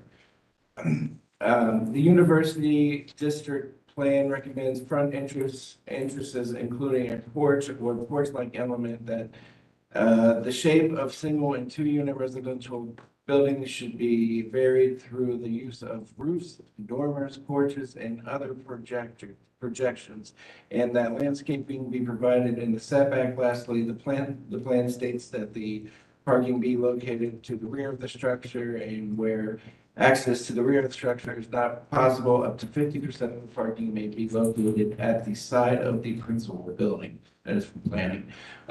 The Division of Traffic Management had no comments, and the University Area Commission recommended approval of the request. Staff notes that the proposed 0 parking spaces would avoid a curb cut and maintain existing street parking. Therefore, staff supports the parking variance.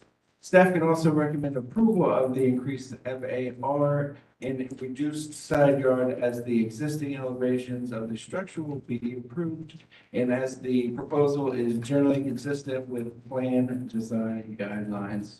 Madam Chair. Okay, can you state your names, whether you've been sworn in? I'm Angela Potts, owner, and I have been sworn in. Brenda Parker, architect. I have not been sworn in. Okay, can you raise your right hand? The testimony you give tonight is the truth, and with the truth, please state I do. I do. Okay. Who wants to speak? I will speak. Okay. Only a couple things to add. We did have to go in front of the University Impact District for aesthetic review and, the zoning, and we did get full approval from that group as well as the UAC. Really, in order to do the renovation, they wouldn't allow parking in the front yard.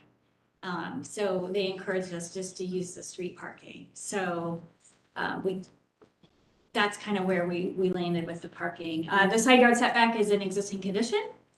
And the FAR is just trying to get some density into the university area for student housing. It is landlocked. Oh, yeah. Say it again? Yeah. The parcel's landlocked, so Oh. there's no way to park in the back. So the side yard is existing, it looks like you're adding to the side of the house. This side yard is, I think we're 2 feet from the property line. We're adding a dormer and we've set that dormer back in to be compliant. So on the right, this side is on the right side of that image. See how that dormer is kind of pulled back from the main face of the house? Yes. That's what we're adding, is that dormer. So that whole stairwell and everything. That's also on the other side. compliant. Oh, it's behind. Yeah. Oh, The other side of the house with the side yard setbacks. That's helpful. gotcha. Okay. Because I'm like, that can't be existing because I don't see all of it. Okay, thank you. Okay, is there anybody here to speak about this application? Board members, do we have any other questions? Well, I am a little curious. So third floor access, is it just a stairwell going from the second story? Yeah, there's still only 2 dwelling units, so the first floor will be 1 dwelling unit and the second and third floor will be a dwelling unit. Gotcha. So there's an internal stair. Got it, thank you. Any other questions from the board? Call the question. Ah. Been called. Ms. Egelhoff? Yes. Mr. Jones? Yes. Mr. Weatherly? Yes. Chair Palmer Bailey? Yes. Variance granted. Thank you. Thank you. 777 Isle Avenue, is that how you pronounce that? Yep.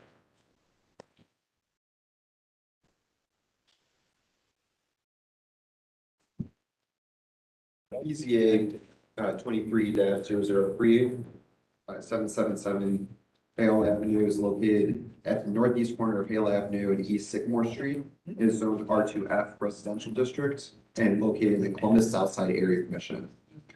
The 0.08 acre site is currently undeveloped. Surrounding uses are primarily residential with an elementary school to the east. The applicant proposes to construct a new single-unit dwelling and is requesting variances to reduce the clear vision triangle from 30 feet by 30 feet to 13 by 13, to reduce the required side yard for a garage from 3 feet to 2.5 feet on both the north and south sides, to reduce the building setback from the street right-of-way line from 4.8 feet to 2.5 feet for the detached garage, and to allow a structure requiring a building permit, the stoop, to be located in the side yard. Planning supports the proposed design based on the elevations provided as they are consistent with C2P2 recommendations that are C2P2 recommends that new development, including garages, should be appropriate for the surrounding neighborhood. However, planning continues to request the inclusion of street trees in consultation with city forester per C2P2 recommendations. The applicant should work with city forester to include street trees as appropriate. And I do have an email here from the city forester stating, based off the information shown, I agree that there is not enough space to plant a tree in the front of the property. Being this parcel is also at an intersection, the addition of a tree quite likely falls into the site triangle and would be a vision obstruction at an intersection with regular pedestrian traffic. No street tree will be required by forestry. And he goes on to say that once the home is built, however, it may be desired to have a tree planted to the south of the patio to provide shade and privacy for the homeowners. This would need to be planted on the private property portion of the lot and would need to remain around 25 feet at maturity to not interfere with the overhead street wires. It is not a requirement from forestry, only a suggestion. So are you making that a condition? No. Okay. They do say that no street trees is required by forestry. Okay. But you went on to say after it's built, something else. That would solely be on, in their backyard and if they wish. Okay. Division of Traffic Management states that it would appear that intersection site distance and for adjacent driveways would not be adversely affected by the requested variance to reduce the minimum required vision clearance parameters. Columbus Southside Area Commission recommends approval of this application, and staff can recommend approval of the requested variances because they will allow this narrow lot to be developed in a manner that is consistent with the surrounding neighborhood and it is not anticipated to adversely affect the intersection site distance. Okay. Can you state your name, whether or not you've been sworn in? Suzanne Brown. Yes, I've been sworn. Okay, do you have anything to add to this application? I'll just add that I am intending to live in this house, so excited to join the neighborhood. Okay. Is anybody here to speak about this application? Does the board members have any questions for the applicant? It seems to be not significant requests, variance requests, so. Call the question. Question's been called, please call the roll. Mr. Jones? Yes. Mr. Weatherly? Yes. Ms. Akoff? Yes. Chair Palmer Bailey? Yes, variance is granted. Thank you. Thank you. 5906 Chatterton Road.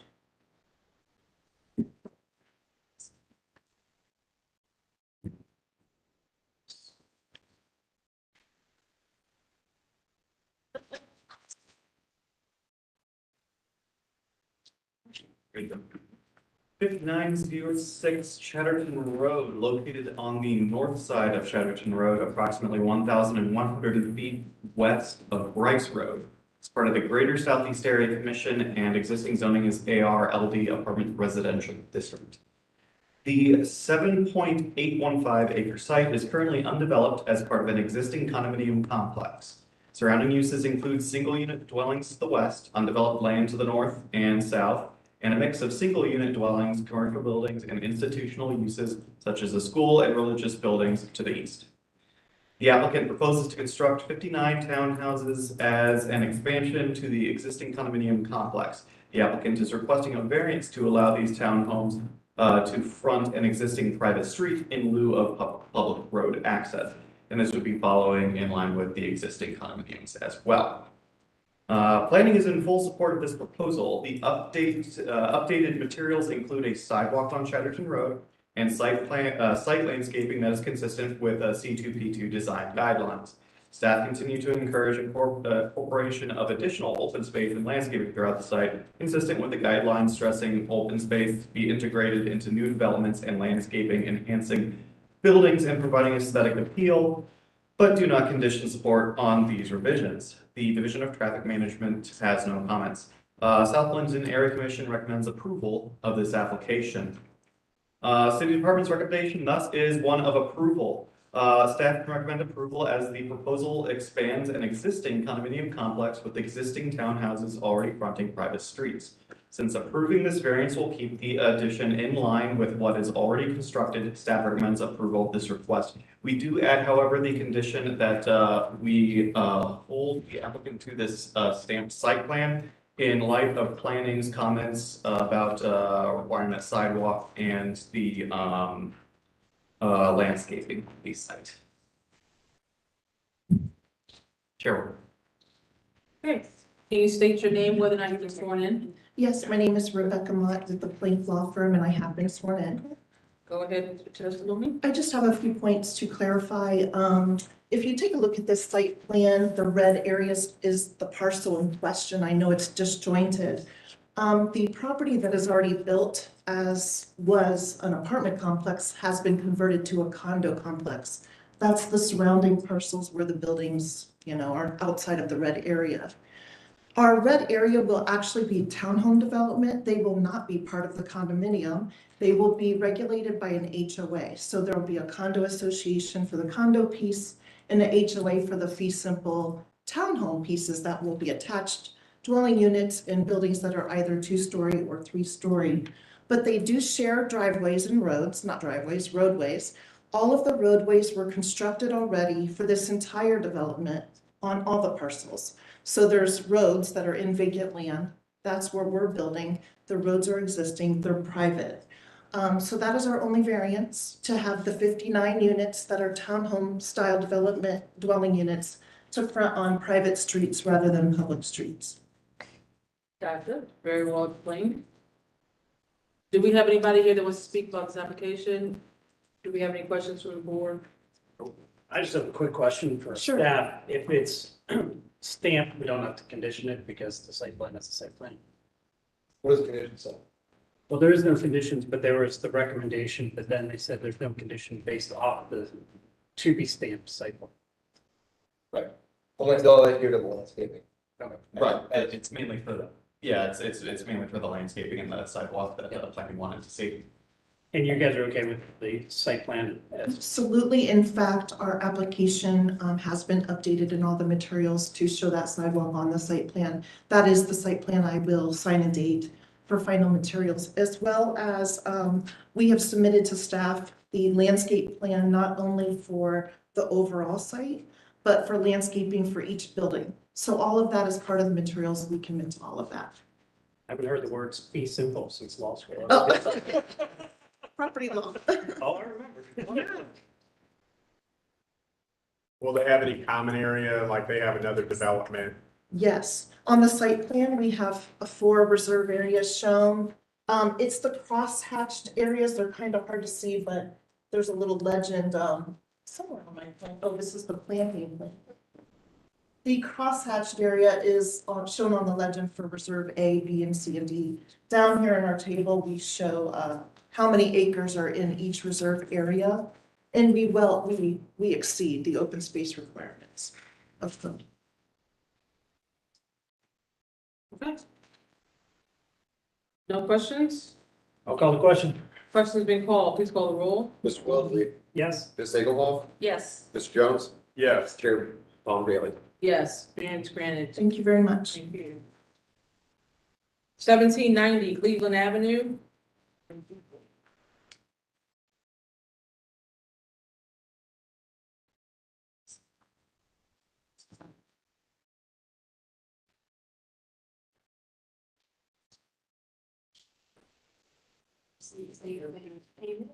Yeah, it's fine.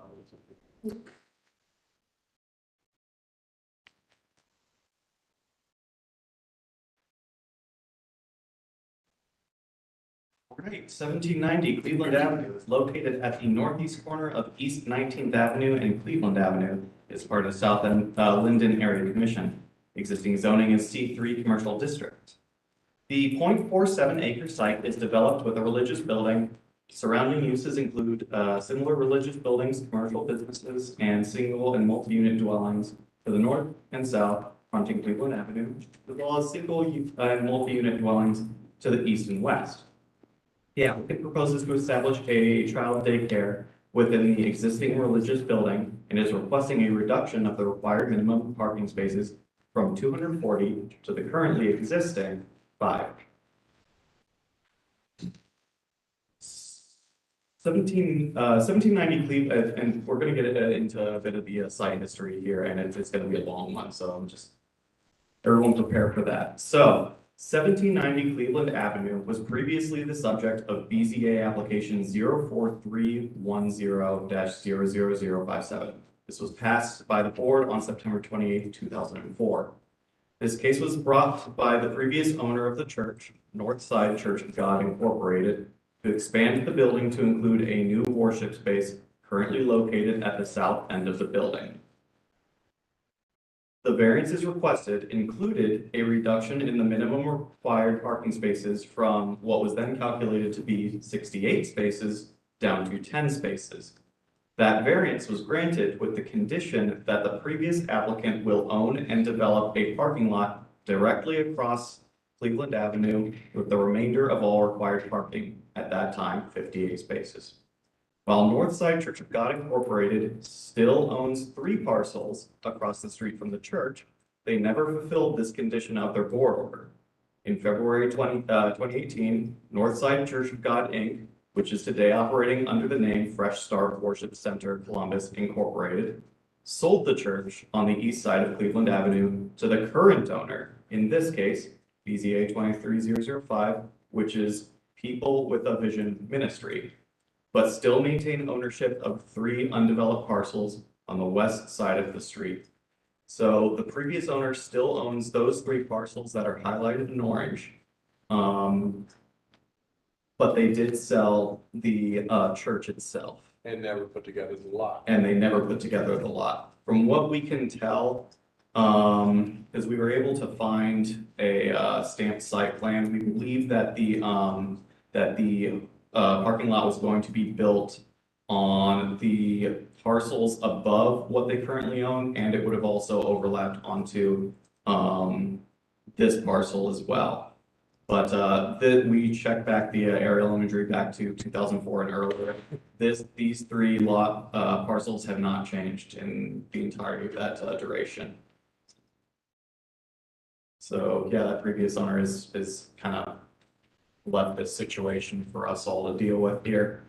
Moving on though, planning is generally supportive of the request. C2P2 notes that bicycle parking should be incorporated into developments, and also notes that consideration for parking reductions may be based on pedestrian accessibility, access to transit, and if bicycle facilities are provided in excess of code requirements. Staff notes that the site is located on a transit line and has pedestrian accessibility. Additionally, staff note that the majority of the parking reduction request pertains to the existing church condition. Is not significantly related to the proposed daycare use. As such, staff is generally supportive of this request. What planning is basically saying there is the daycare would be operating during the weekday. The church is operating on a Sunday. They don't necessarily conflict in their minds, so they are okay with supporting that request. The Division of Traffic Management notes that a right-of-way dedication of 50 feet from the center line of Cleveland Avenue will be required per CC 4309.17. Parking Services determined that a parking study would not be necessary for this case, as the current request is for the daycare center and the parking requirements are fulfilled with the current on-site parking for that daycare center, and no additional demand for on-street parking is anticipated based on the new daycare facility. At the time of writing this report, staff has not received a recommendation from South London Area Commission. However, we have received that recommendation since. That recommendation from the Area Commission, though, was one of disapproval. Reason being is because they have concerns with the church specifically being consistently deficient in parking. They're concerned with the operation of the church itself. The daycare has kind of stumbled into this, unfortunately. City Department's recommendation, however, is one of approval. Although the larger parking issue remains unresolved with this site, staff notes that the daycare in question will not exacerbate the church parking deficiency, as the 2 entities will be operating on different days of the week. As such, staff can recommend approval of this request. And I did just realize there were 2 other additional variances. They're in the report, but I didn't put them in the paragraph I just read. We noticed there were 2 variances that they should request. It's not necessary, but one would be a setback variance for that 50-foot right of way that traffic's requesting, in case they don't get a waiver for that. The other being a parking setback line, as the parking that was installed back in that 2004 case did violate the 10-foot parking setback line as well. Finally, there is also the bottom corner of that addition back in 2004 is violating the 10 by 10 vision triangle for the parking lot. So that is the reasoning for that variance request there as well. To sum all that up, that case back in 2004 had a lot of issues. But Mr. Kirk, if we approve this, I mean, this is asking for us to approve the variance for parking from 238 Mhm. to 7. Yes, That seems to make the 2004 issue moot, if approved. Yeah, Which is a it problem. would. which is a problem for the neighbors, which is why they voted no. Correct, which is why we're presenting the facts of this case as it is. If there is also the consideration that if it is still a concern, which I think the neighborhood has a fair concern there, we could also stipulate a condition that the new owner, commit to the original conditions of that 2004 board order that would require them to, purchase lots across the street. It would be a high bar. Yeah, but we've already seen Exactly. the effectiveness of those conditions. No, exactly, and we take that point as well. We were gonna mention it as an option, but I don't think it's likely that they would do that. Let me ask the applicant, can you state your names and whether or not you've been sworn in? My name is Reagan Riggins, so yes, I have been sworn in. My name is Sean Rodgers, I have not been sworn in. Okay, get ready to raise your hand. You promise that the testimony you tonight be the truth, nothing but the truth. Please state I do. I did. How do you attempt or propose to resolve this parking issue that you need 238 spaces for your church? As far as the daycare itself only needs 4. We have a bigger issue here. Right. The church and the daycare, as Dana stated, we have obtained a letter from the church that these 2 entities will not be operating on the same days. But unfortunately though, that you're operating the daycare at the same parcel that you have church, so we can't separate the two. Can't give you a variance only to operate a daycare and ignore the fact that you have the property and it can be used for other things, which you don't have enough parking for. Mr. Rogers, what is your role in all of this? I am basically just coming in to help her as the contractor. Just So you're coming not in. affiliated at all with the church? I'm not affiliated at all. I just, today, she didn't understand the process and someone directed to me. I went and looked at the facility and talked to some code enforcement officer to verify some of the stuff, which I did look up and find out. The variances, her actual role in this, the church has put her in a dilemma prior to her knowing this. So let me ask Ms. Riggins, are you affiliated with the church or just the daycare? Just the daycare. Okay. She has nothing to do with the church. She was looking for a building or a facility to expand her daycare facility. So let me ask this question. Are you the proper person to be able to make application on this property if you're not the owner?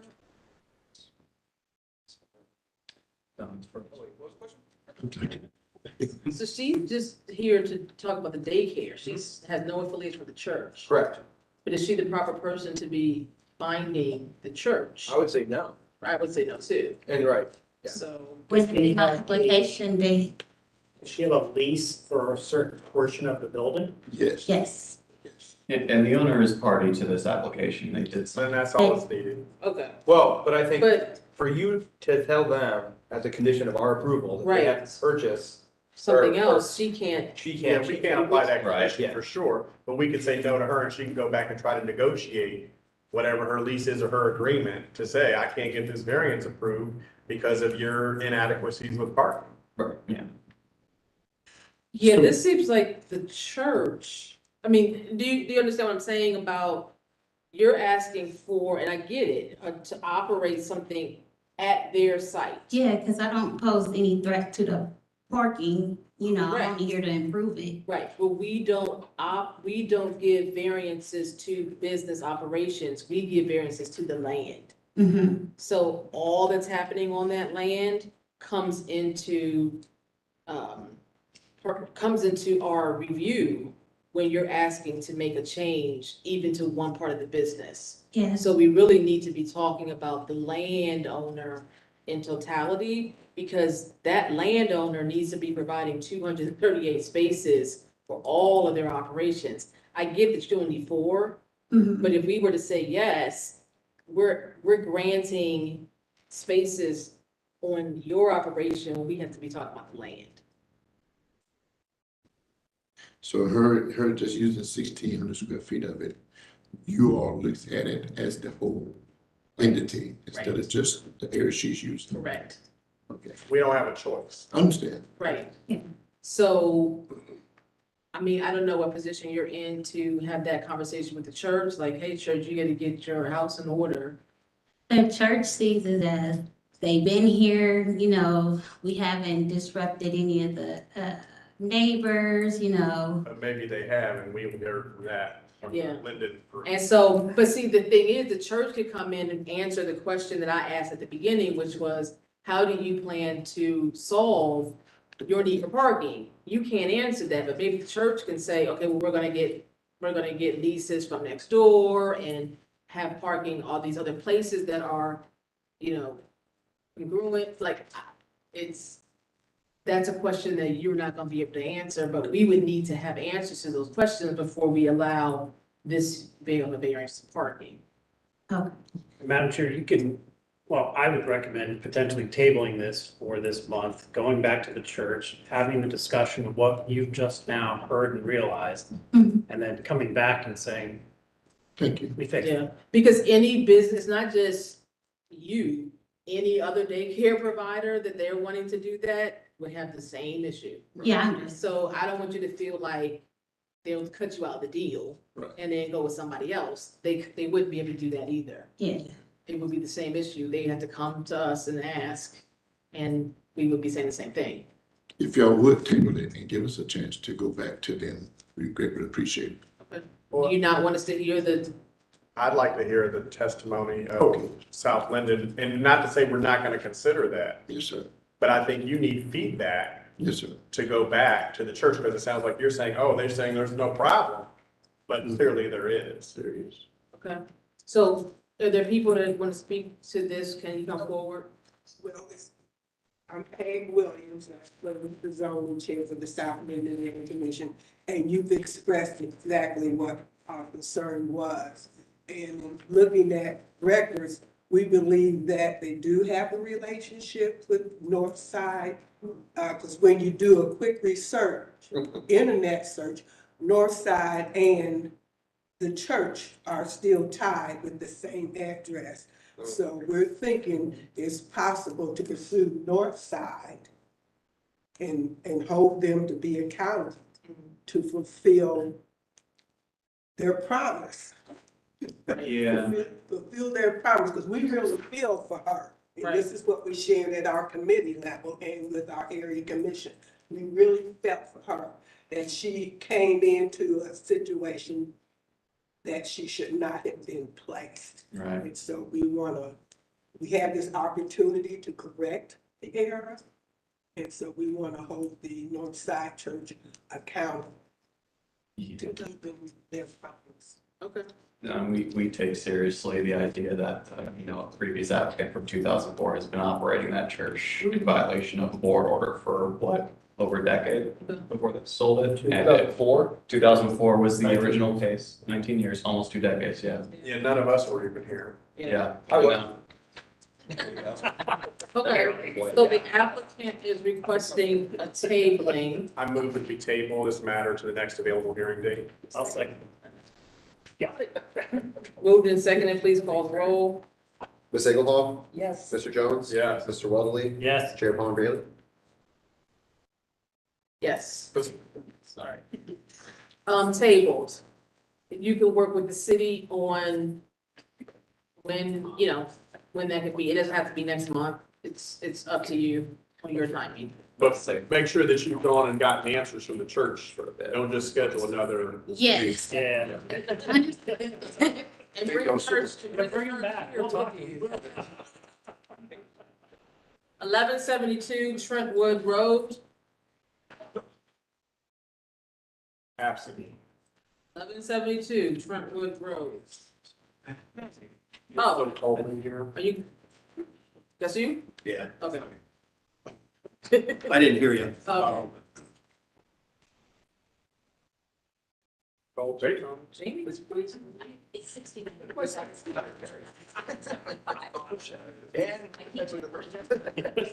1172 Trentwood Road. I went to the microphone. I'm told. Nobody wants to talk on the microphone. No. Okay. Let's go. 1172 Trentwood Road is located on the north side of Trentwood Road, approximately 430 feet east of North Star Road.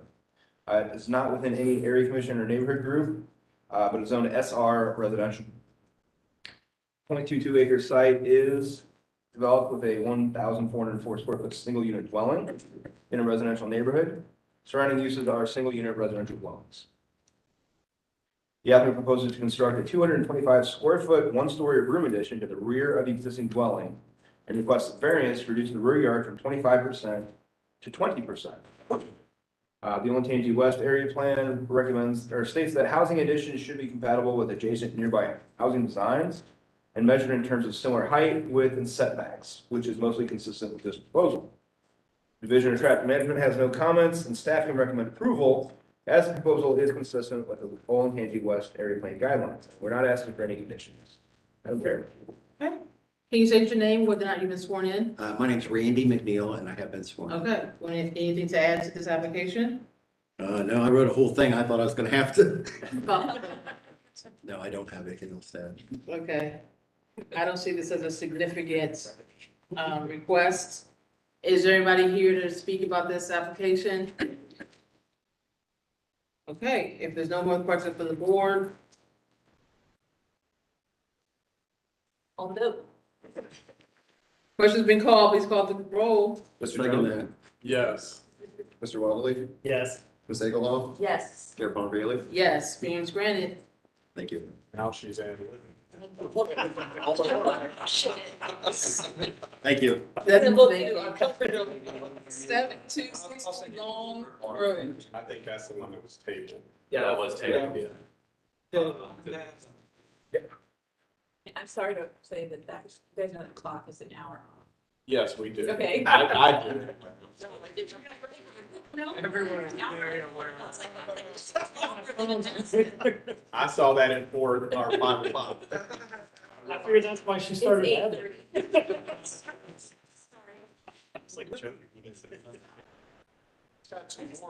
422 East 15th Avenue.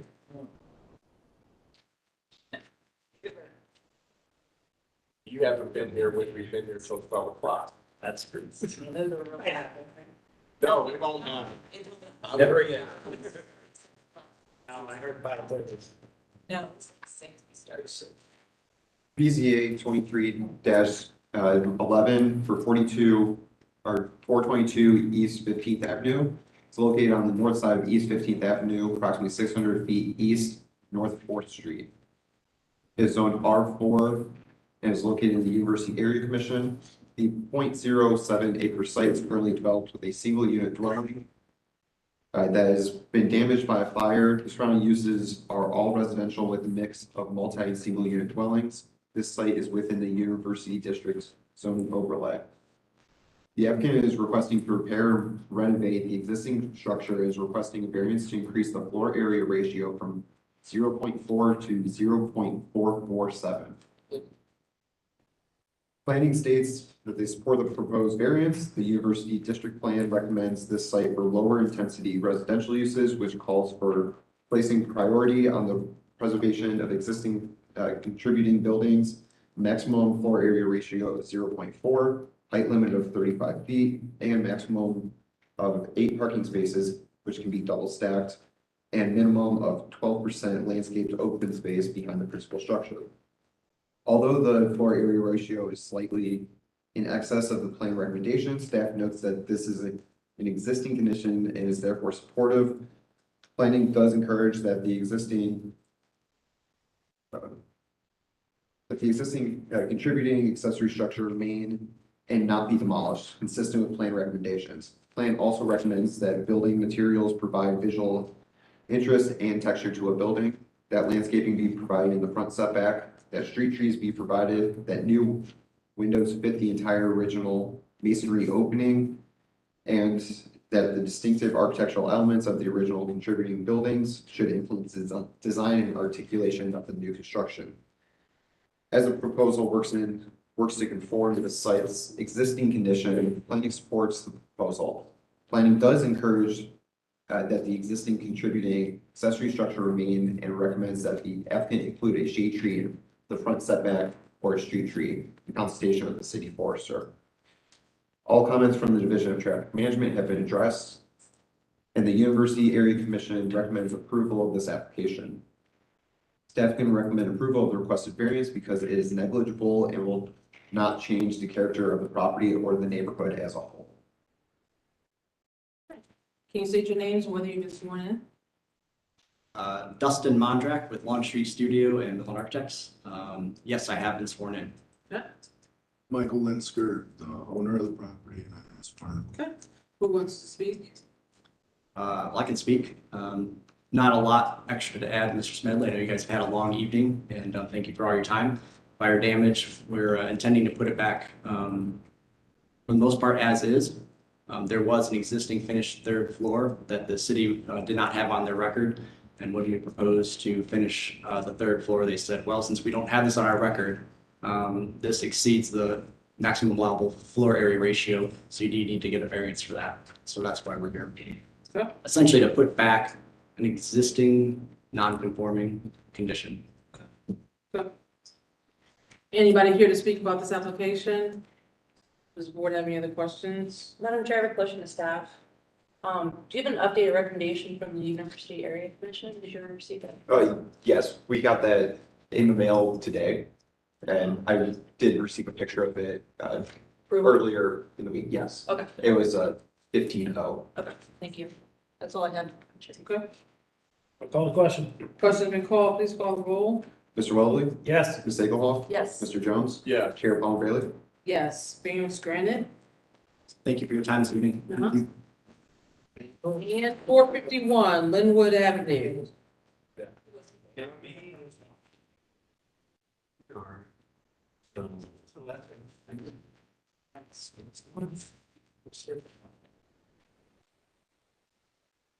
All right, 451 Linwood Avenue is located on the west side of Linwood Avenue, approximately 75 feet north of East Mount Street. It is part of the Near East Area Commission and existing zoning is R3 Residential District.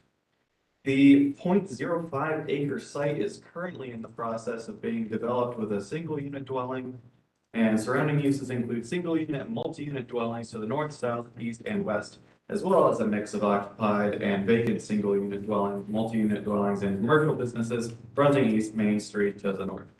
The applicant acquired the property with an unfinished single unit dwelling on the lot. The applicant proposes to continue developing the existing structure and is requesting a reduction of the required rear yard from 549 square feet to 355 square feet to complete this project. Some site history on this one. Case BZA 18079 was passed by the board in August 2018 and reduced the maximum side yards from 7 feet to 6 feet, reduced the rear yard from 551 square feet to 419 square feet, increased the allowable lot coverage from 1,233.3 square feet to 1,239.1 square feet, and increased the allowable height from 35 feet to 38.9 feet. The current structure was built by that previous owner with deviations from what was allowed by BZA, namely the replacement of an exterior spiral staircase with a larger concrete staircase. Which, yeah, that it's the rear one, this one. Yeah, and you can see on the site plan above, that is, on the right is the original from the previous BZA application. You can see where the red arrow is pointing, there is no concrete stair there. This is the this current applicant's site plan on the left that is reflecting the stair that was constructed by that previous owner. But yeah, so that concrete staircase increased the building footprint, obviously beyond what was allowed by the board. Planning supports the proposed request. The Near East Area Plan recommends new construction be compatible with the neighborhood in terms of height, massing scale, materials, roof pitch setbacks, and window and door proportions. Staff notes that planning did not support the original application, CA 18079, at this location and have requested additional windows on the north and south elevations, as well as a more consistent roof line that is more compatible with the neighborhood as recommended by the plan. Staff continues to note this, however, as the structure is already built, staff will not condition support on that request. The Division of Traffic Management has no comments. The Near East Area Commission recommends approval of this application. City Department's recommendation thus is approval. Staff can recommend approval of the requested variance as smaller rear yards are consistent with the surrounding properties in this area. And actually, if we go to one of the photos that we took during field day, it's this all? Shoot. I think it's in the, it might be in your guys's, oh no, this one, yeah. The one on the right there, that kind of wine red house, you can see their rear yard is similarly small to the rear yard in question after that concrete stair was built. So this isn't uncommon in the area as far as we understand. Chairwoman. Where is this? So this I is- remember this case vividly. Really? Oh, no. I remember it vividly. I argued with Dave. Dave? Oh, right, okay. Because he recommended against it. And I absolutely, I mean, we had a great applicant. She didn't do what she was supposed to do, so I'm a little disappointed in her. Yeah, I remember this case vividly. And I think, what's our lady that used to be the chair of that commission? Near East, Kathleen Bailey. Yes, so that purple or pink house might be hers as a rental. Okay, She what lives on that street. She lives a couple doors down. Okay. Can you state your name, whether or not you've been sworn in? Brenda Parker, I have been sworn in. Okay. Do you have anything to add about this? I am not the original architect. My client purchased it's half finished, so the outside's kind of finished and the inside is just a shell still. So he thought he could just come in, kind of move some walls around on the inside. We kind of reconfigured some things and he could just finish it off. But then it was identified that the stair got built that wasn't approved, and so here we are. Okay.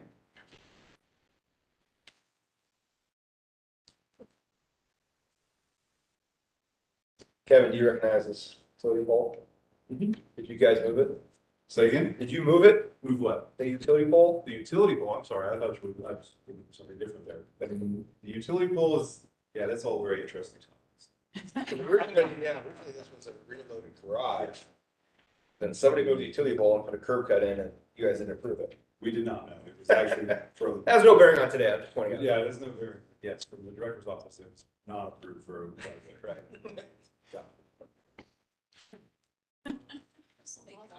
Yeah. Okay, so is anybody here to speak about this application?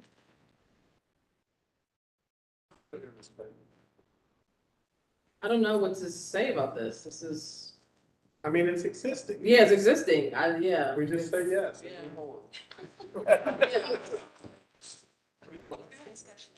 No questions from the board, or ready to call the question? Call the question. Question's been called, let's call the roll. Ms. Engelhoff? Yes. Mr. Jones? Yes. Mr. Waddley? Yes. Chair Palmer Bailey? Yes, variance granted. Thank you.